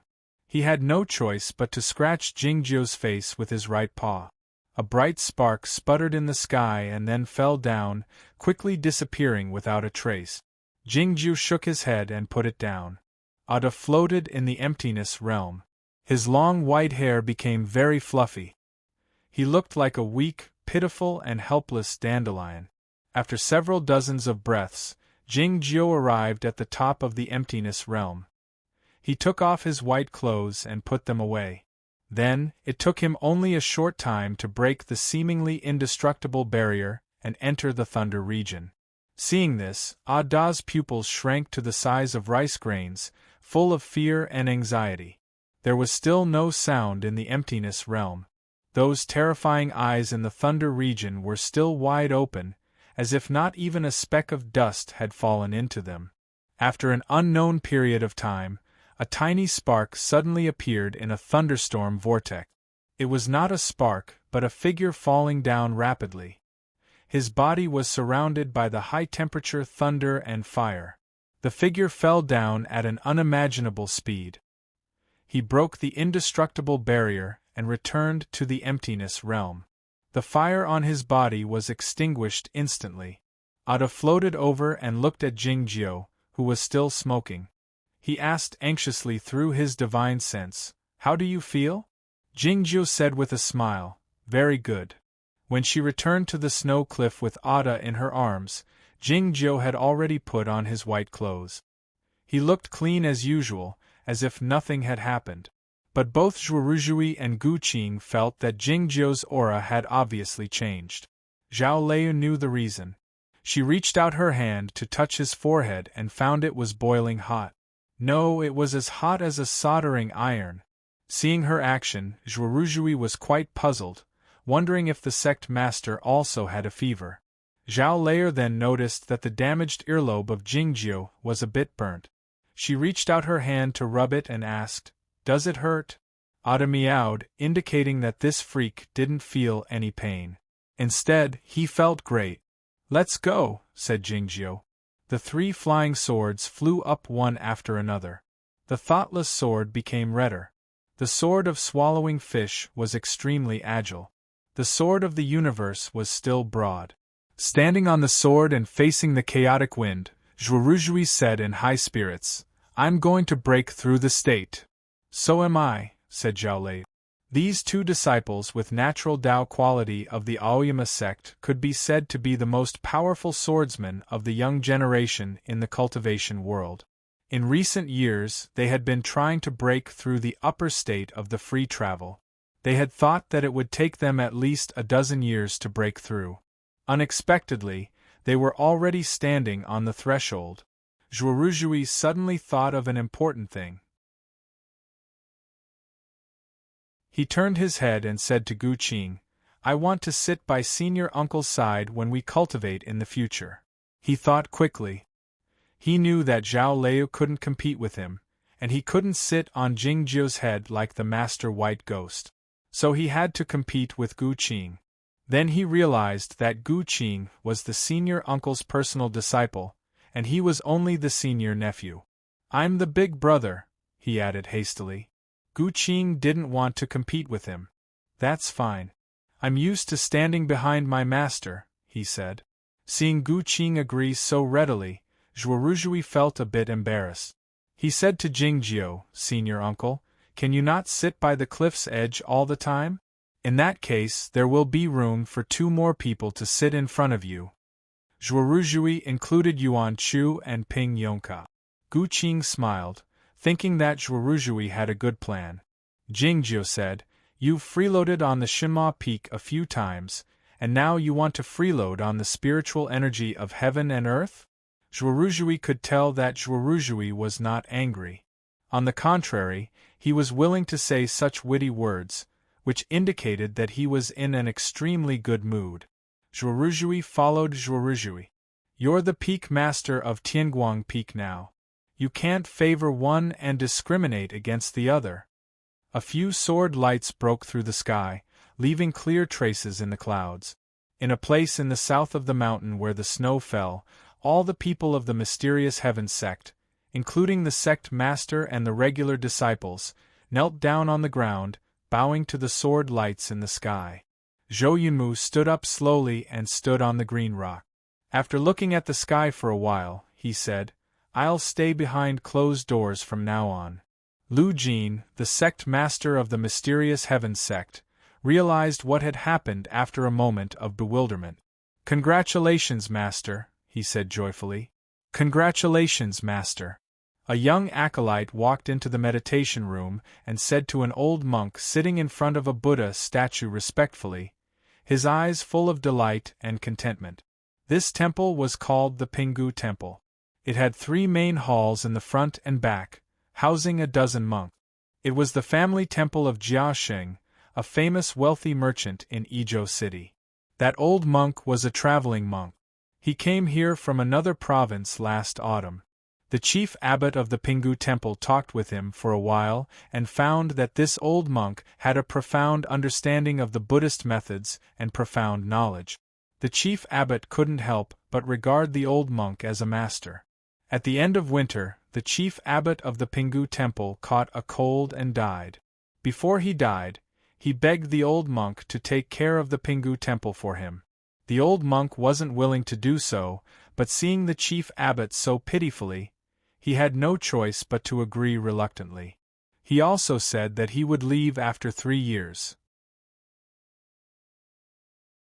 Jia Sheng, a wealthy merchant, had learned from the chief abbot that this old monk was extraordinary. Thinking that his family temple would welcome a true Vedanta, he didn't object to the request. That old monk became the chief abbot of the Pinggu Temple. The congratulatory words of the young acolyte had nothing to do with this matter. It was because the governor of Yizhou heard that the new chief abbot of the Pinggu Temple was a Vedanta of the Zen sects, so he decided to come here with his family to burn incense sticks. Even though the Pinggu Temple was the family temple of the Jia family, they had to accommodate the governor of Yizhou. After this event, the Pinggu Temple would become a famous Zen temple in Yizhou City. Maybe one day it would leave the Jia family and become a real famous temple.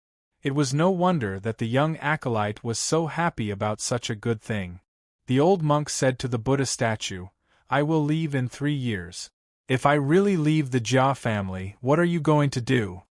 The young acolyte didn't answer him. What answered him was a calm voice. "You will leave today." The calmness in the voice had reached a certain extreme. It was a state that was far beyond callousness and closer to silence. It seemed that the man wouldn't feel anything even if the whole world was destroyed, not to mention the Pingu temple. The old monk turned around. The young acolyte was lying on the ground. It was unclear whether he was dead or alive. Jingju stood at the door. This old monk was Master Huiyuan. He was the one who killed Elder Chen, one of the Kunlun sect, at the foot of the precipice last autumn. Who would have thought that this important figure of the Bulo Lin sect was hiding in a family temple in Ijo City? Master Huiyuan guessed his identity as soon as he saw the beautiful face.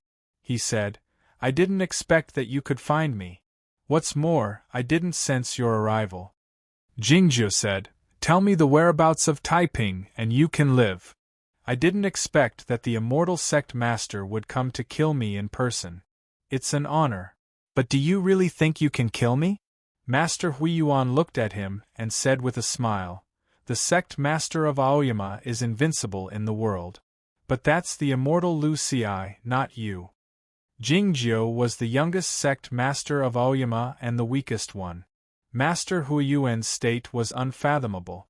Even though it was a sneak attack, he was able to kill Elder Chen, one of the Kunlun sect, with one strike.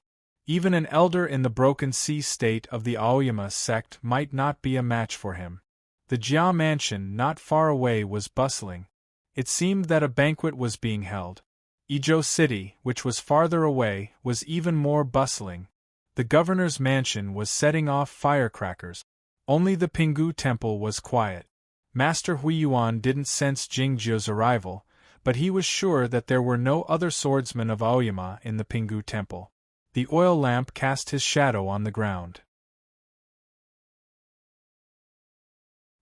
He sat on the futon in silence, as if he had merged into one with the Buddha statue behind him. Jingju didn't say anything more. He raised his right hand and aimed it at the old monk. Master Huiyuan felt the hair on the back of his neck stand on end when he saw the scene. It was called hair standing on end. It was a physiological reaction that mortals would have when they encountered great fear. However, he was a Vedanta of Zen who had achieved great cultivation. Why would he have such a reaction? That was because that hand brought him great fear. It was the thunder that was about to rise. It was the impending death. End of this chapter.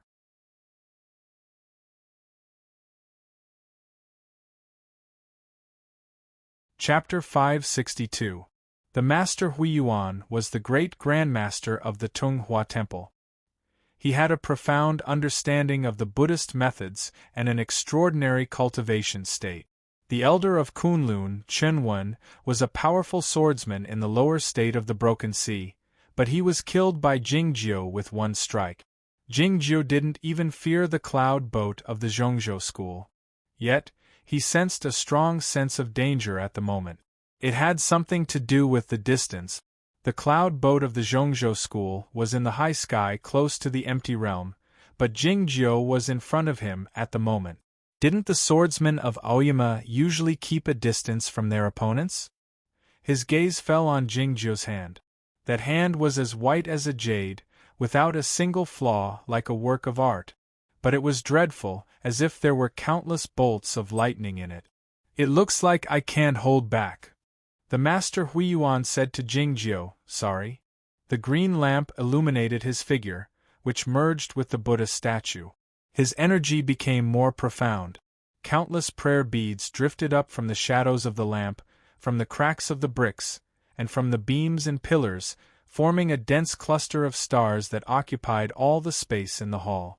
The Jia clan was involved in the trade of ores. Besides the local officials of Ijo, they had the support of the important figures in Zhaoga City, so they were successful in their business endeavors. In a few decades, Jia Xing had become a famous rich man in Ijo City. Though he was far from being qualified to be compared with those large clans supported by the cultivation sects, he was still quite famous. As the New Year's Day approached, the Jia clan invited some familiar officials and businessmen to a banquet. They were having a good time in the front yard, discussing the important event the next day. Countless delicacies were brought to the front yard like flowing water. The courtyard was as warm as spring, devoid of the winter atmosphere. Instead, it was filled with the taste of luxury and enjoyment. The Pingu Temple was the family temple of the Jia clan. It was a distance away from the garden of the Jia manor, separated by a stream and half a mountain. Ada crouched on the courtyard wall of the Pingu Temple, looking at the bustling scene in the distance. There was no envy in his eyes, only indifference. One could even find a hint of vicissitude in his eyes if one looked deeper. He had seen too much prosperity in the mortal world, so he didn't care about this little bit of luxury. The sound of firecrackers came from somewhere. Ada looked back into the temple. There were 7 or 8 monks piled up on top of each other under the courtyard wall. They had already fainted a long time ago. At the very top was the young monk. Looking at the rear hall, its eyes revealed a worried expression. Jingjiu was no match for monk Huiyuan. The difference in their realms was too obvious, but Jingjiu insisted on testing his sword, so Jingjiu had no choice. Fortunately, Jingjiu would not die so easily. If something big happened later, it would naturally help. Rumble. At this moment, a muffled clap of thunder suddenly exploded in the deep winter sky. Ada's pupils constricted slightly. His white hair stood on end subconsciously. Thunder in the middle of winter was an extremely rare occurrence, not to mention that there was not a single cloud floating in the blue sky today. In the Jia residence, the officials and merchants who were drinking and chatting were startled. They looked toward the sky, wondering what had happened. There's actually thunder. Is it going to rain? A manager said subconsciously. Jia Xing shot the steward a cold glance, and was just about to reprimand a few words when suddenly, an even more terrifying thunderclap exploded. Then, innumerable claps of thunder were heard one after another. The wind was howling, the pillars were creaking, the earth was shaking, and smoke and dust were everywhere. A thin screen wall directly collapsed. The earthquake. It's the earthquake. Run. Go and help the old lady. Pingu. The Pingu Temple has collapsed. The Jia residence was filled with cries of fear. The officials and merchants could not keep calm anymore. They crawled under the tables as fast as they could. The maids and servants were crying and running around. The sunlight was blocked by the smoke and dust. Chaos and darkness were everywhere. The Pingu Temple had really collapsed. The 3 halls and the monks' houses had all turned into ruins. The courtyard wall had also turned into a piled-up line. Ada was a little surprised. He turned into a flash of white lightning and rushed toward the back of the temple. The back hall had disappeared without a trace. The pillars, statues, lamps, and walls had all turned into wood shavings, gravel, gold, and red brick. On the messy ground, there were many more tiny fragments that were hard to be seen by the naked eye. Those were the fragments of prayer beads, which were made of pure gold and elixir stones. At this time, they had all turned into golden red powder and mixed with the red brick. However, they still emitted the majesty and power of Vajra. Jingjiu stood in the air and looked at the old monk calmly. As his sleeves fluttered, a faint crackling sound could be heard. The old monk's body was also covered with golden red powder. It was unclear whether it was bricks, gold paint, prayer beads, or his Buddha's blood.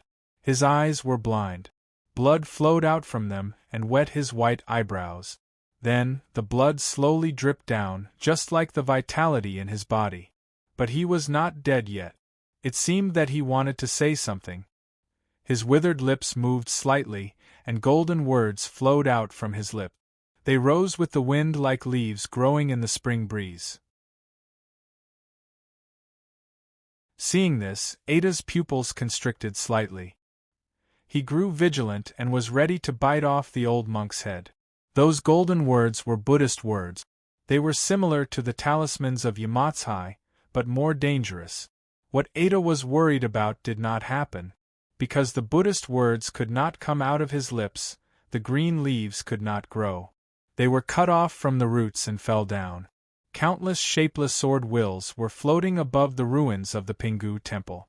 They were the sharpest sword wills in the world, even more powerful than the lone sword.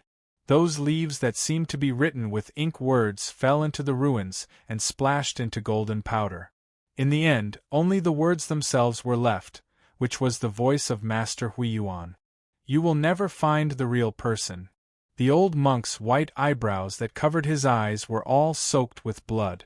He looked extremely miserable and terrible. Even the wrath of thunder cannot last long. The white eyebrows fell down along with the cold wind, and 2 streaks of blood spilled down. He looked at Jingjiu with his blind eyes. There was a smile on his face, and his expression was full of compassion. It seemed that he had seen through all the truth. You came back because the world needs you. You will eventually realize this and obtain true peace. These were the last words that Master Huiyuan left in this world. They were not a curse but an explanation. They also seemed to be a blessing. After saying these words, countless bolts of thunder and lightning came out from under his monk robe, making a series of dense sounds. They were like firecrackers on the New Year festival. In the sound of the firecrackers, his body turned into powder and blended with the powder in the ruins. The winter wind died down and the smoke and dust settled. The chaos in the Jia mansion was finally under control. Jia Xing crawled out from under the table with the help of the steward. He hurriedly asked someone to check on the officials. The damage to the courtyard was not serious. Only a wall fell down, and there were no serious casualties. The few people whose heads were bleeding did not seem to be in danger. The Pingu temple in the back of the mountain had indeed turned into ruins. Soon, a steward reported that the monks in the temple were still in a coma, but nothing serious had happened to them. But the senior monk who had just taken over the position of the chief monk had disappeared. Looking at the ruins, Jia Xing's pale face was full of bewilderment, wondering what had happened. Then, he remembered that the governor would bring his family here to attend the meditation tomorrow. What should he do? There was a pile of torn red paper in front of the office of the governor, and the smell of burning was still lingering in the air. It seemed that the firecrackers here were not firecrackers but real ones. A few kids were squatting on the ground, looking for the remaining toys. The crowd of onlookers hadn't dispersed yet. In a nearby restaurant, Su Zai was drinking jasmine tea while wearing a mask. No emotion could be detected on his face. Jingju didn't heed him, and landed in the back garden. It's too dangerous. If he had used the Buddhist words at the beginning, it would have been very dangerous. And he was right. You can't use the heavenly thunder to blast people every time. Hey, I'm talking to you. The white cat kept meowing while crouching on Jingjiu's shoulder. Jingjiu ignored him. He waved his hand to pull out a few bamboo branches and walked toward the study room. The white cat reached out his hand to play with Jingjiu's broken earlobe, and said in his spiritual awareness, "Your body is not as strong as you think. You'd better be careful." Jingjiu still ignored him, and walked into the study room along the stone step. It was quiet in the study room. There was no sound of the tip of a pen rubbing against the paper or the grinding of ink. Zhao Liu and Gu Qing stood in a corner, looking at the desk. The governor of Izhou was sitting in the chair behind the desk, his head slightly tilted, his face pale, and there was no breath. He was already dead. Jingjiu shot a glance at Zhuoruzhui. Zhuoruzhui said innocently, "I used the inherited heaven sword as a formation and controlled every part of his body, including his meridians. I didn't expect that he would find a way to commit suicide." Jingjiu didn't say anything. It was meaningless for this governor to be alive. The people of Bulolin were good at killing people and killing themselves without divulging secret. The master Huiyuan didn't accept his conditions, which meant that Taiping Jinren was a being more dreadful than death in the eyes of these people, or in other words, a being more worthy of respect. Su Zai didn't lie to us. The governor of Izhou is indeed on Bulolin's side.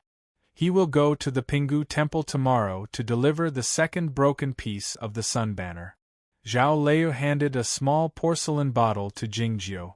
Jingjiu opened the small porcelain bottle and looked at the piece of cloth inside, remaining silent for a while. The piece of cloth exuded a dark, evil, and scorching energy, which was the unique smell of the sun banner. Back when Jing Jiu and Lu Xi wiped out the mysterious dark sect and killed Wang Xiaoming, the sun banner wrapped around Wang Xiaoming's body was naturally broken. 2 pieces of the sun banner fell into Su Zai's hands. As the former master of the mysterious dark sect, Su Zai acted faster than the Windy Broadsword Church and the Magic Army. They found the Master Hui Yuan because they found this governor through the broken pieces of the sun banner in Su Zai's hands, and then they found the Pinggu Temple. The first broken piece of the sun banner should be in the hands of Tai Pingzhenren. Jing Jiu waved his sleeve, and all the objects in the study room floated up. The heavy inkstone was drifting like a fallen leaf, and the light picture scroll was suspended in the air. All the objects were rotating slowly, displaying all their details. Hundreds of books were turning the pages automatically, just like when he discussed the Tao with the Zen master in the Guoqing temple last summer. Gu Qing knew that his cultivation state was not high enough, so he backed out of the study room. Zhao Liu and Zhuoruzhui tried their best to read the books for a while, and then closed their eyes as well. The pages of the books were turning too fast, and there were too many details in the writing brushes, ink, paper, inkstone, curtains, and letters, which were as complicated as the sea of stars. They couldn't observe them in detail, and they would suffer internal injuries if they tried. Looking at the details in silence, Jing Jiu suddenly said, "The ship is on the sea." Zhuoruzhui was rather sentimental, thinking that Jing Jiu's nonsensical words were indeed breathtaking. That ship was a godly ship, so it could only be on the sea. It was like stewing a goose in an iron pot. It could only be in an iron pot. The ice and wind sea, Jing Jiu continued. Hearing this name, Zhao Leia's expression changed slightly, and Zhuoruzhui burped nervously, as if he had just eaten a whole pot of goose stew. End of this chapter.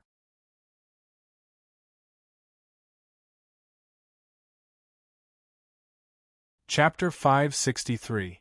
To the north of the West Ocean there was still a sea.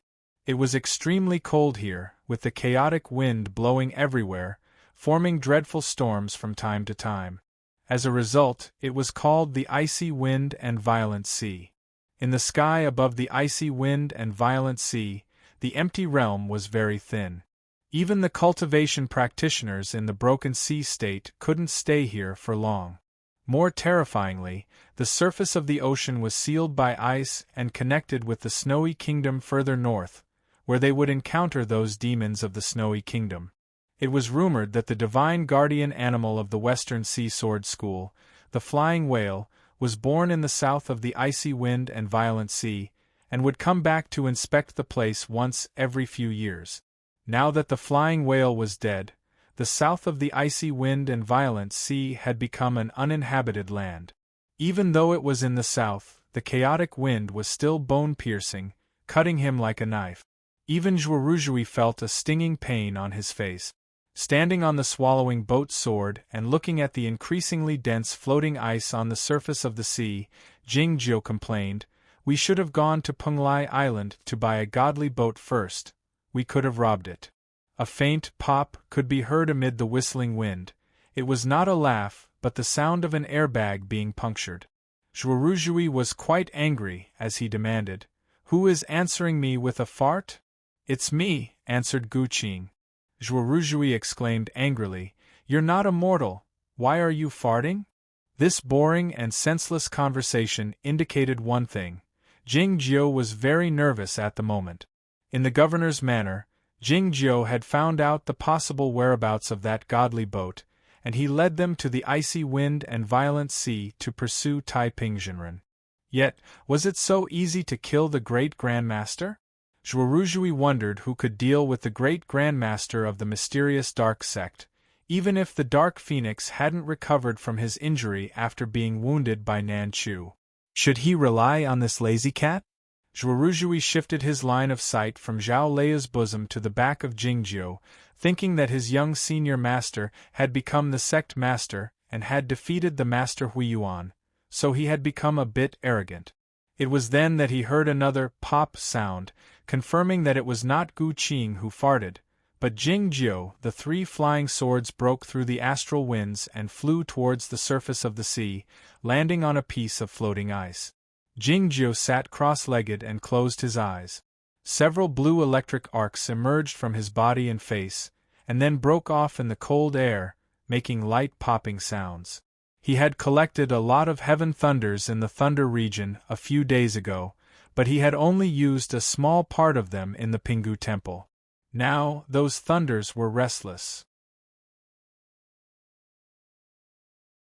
They were clashing and struggling in his body, trying to break out of it. Ada was right. Even if his body was special, it was impossible for him to absorb the might of the world endlessly. If he wanted to convert the heavenly lightning into his own sword essence, he would need to suppress it with his sword intent and refine it with the spiritual chi of heaven and earth. It would take a long time. Right now, he didn't have much time, so he could only temporarily stabilize the situation. Zhuoruzhui reacted quickly as he felt the aura of heaven and earth coming from all directions. He sat down on the left side of Ji Yunshu, leaving the better seat on the right side for Zhao Lei. Gu Qing stood behind Jing Jiu and closed his eyes. Ada knew that Jing Jiu was not in a good state at the moment, so he didn't try to take advantage of him. Instead, he lay on Jing Jiu's knees obediently. The ice storm sea was extremely desolate. It was hard to find any living creatures within 1,000 miles. Therefore, he didn't need to worry that the movement of the spiritual chi of heaven and earth would be discovered. Besides, the power of the heaven thunders in his body was indeed powerful. Therefore, Jing Jiu didn't hold back at all. In a few seconds, the whistling wind suddenly became much quieter, and the real wind of heaven and earth surged over, bringing with it an incalculable amount of spiritual chi of heaven and earth. On the surface of the sea within a radius of dozens of miles, countless ice floes floated over along with the current and the wind. It was a spectacular scene. The night fell, and the starlight was extremely bright. It fell on the surface of the sea like real water, and then illuminated the iceberg that was built by countless ice floes. It didn't last long this time.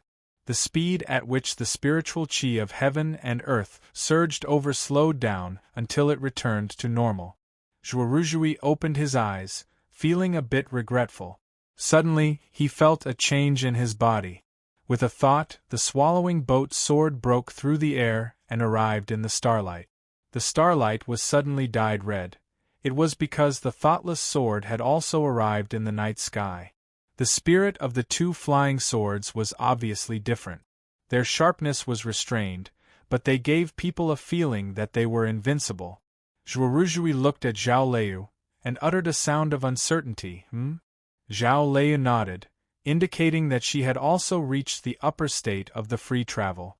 Of course, a cultivation practitioner knew the state best. However, this matter was so unimaginable that even though Zhuoruzhui had similar experiences, he still couldn't be sure.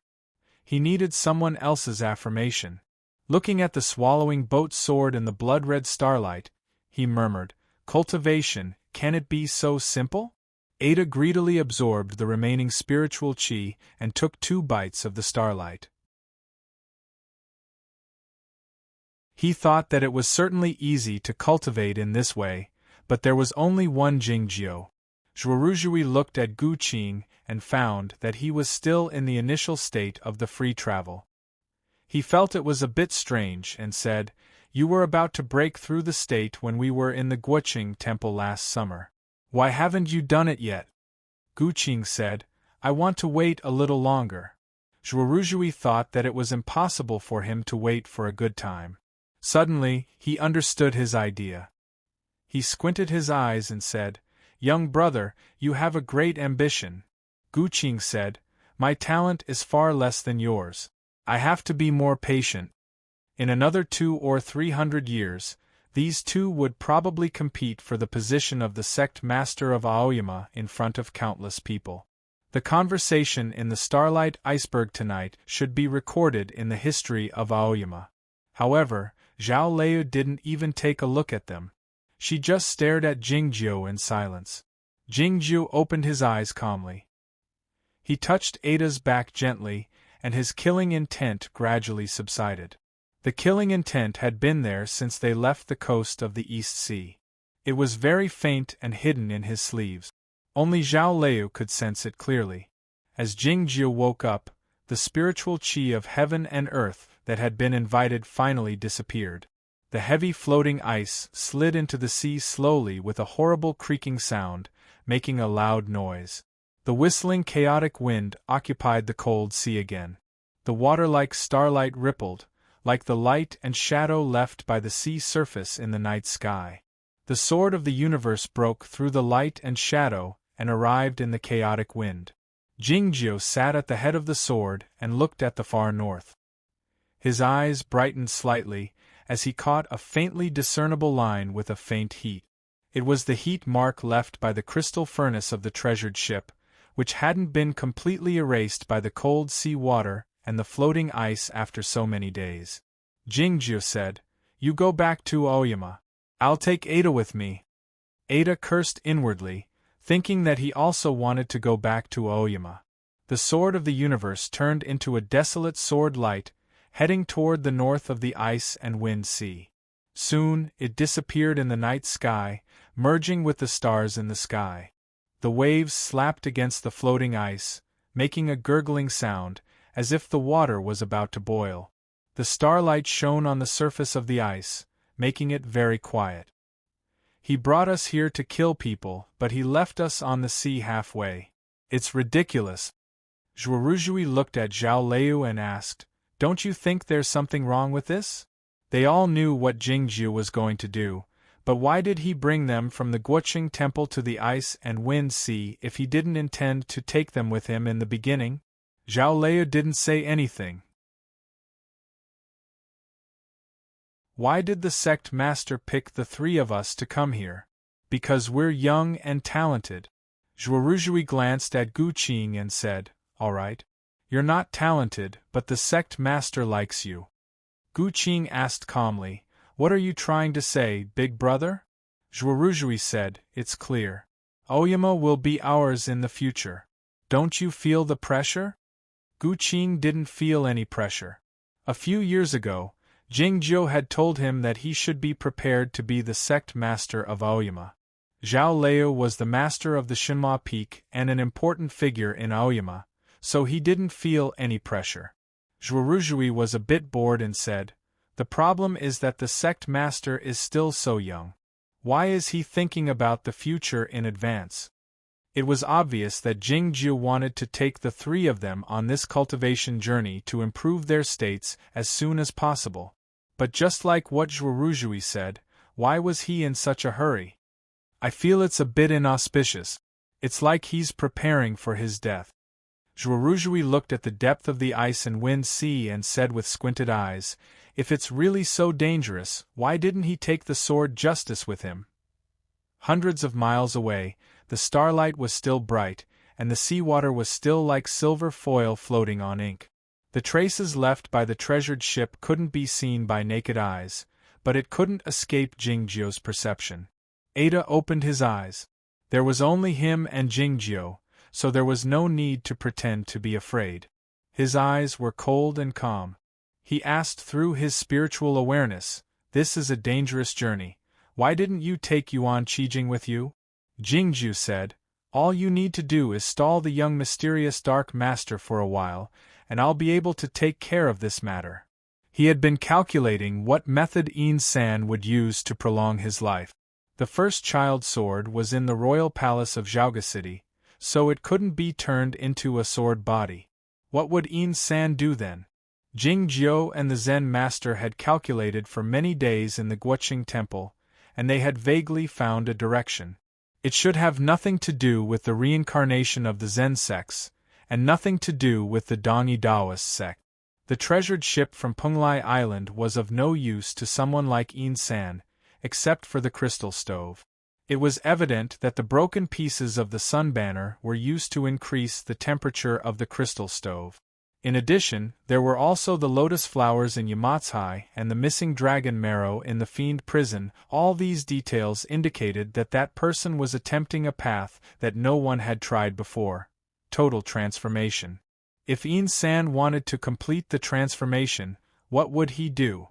There was no rosefinch in this world, so he had no choice but to start with the Dark Phoenix. At the moment, both In-san and the Dark Phoenix should be in their weakest state. Jingzhou had the life board of the Dark Phoenix in his hand. Though he didn't have the life blood in it, he still had a way to control it.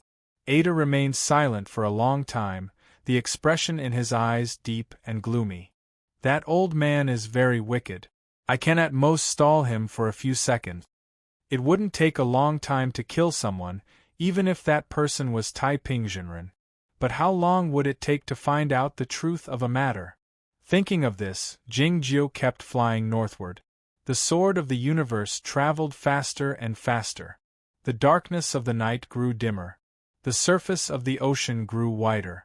The moment the morning sunlight appeared, the ocean and the land seemed to be connected together, and heaven and earth had also been connected together. The mark cut open by the treasured ship in the layer of ice was very clear, extending straight ahead. End of this chapter. You're tuning in to the Phoenix Knights YouTube channel. Don't forget to subscribe and join us on this journey to catch the most captivating stories.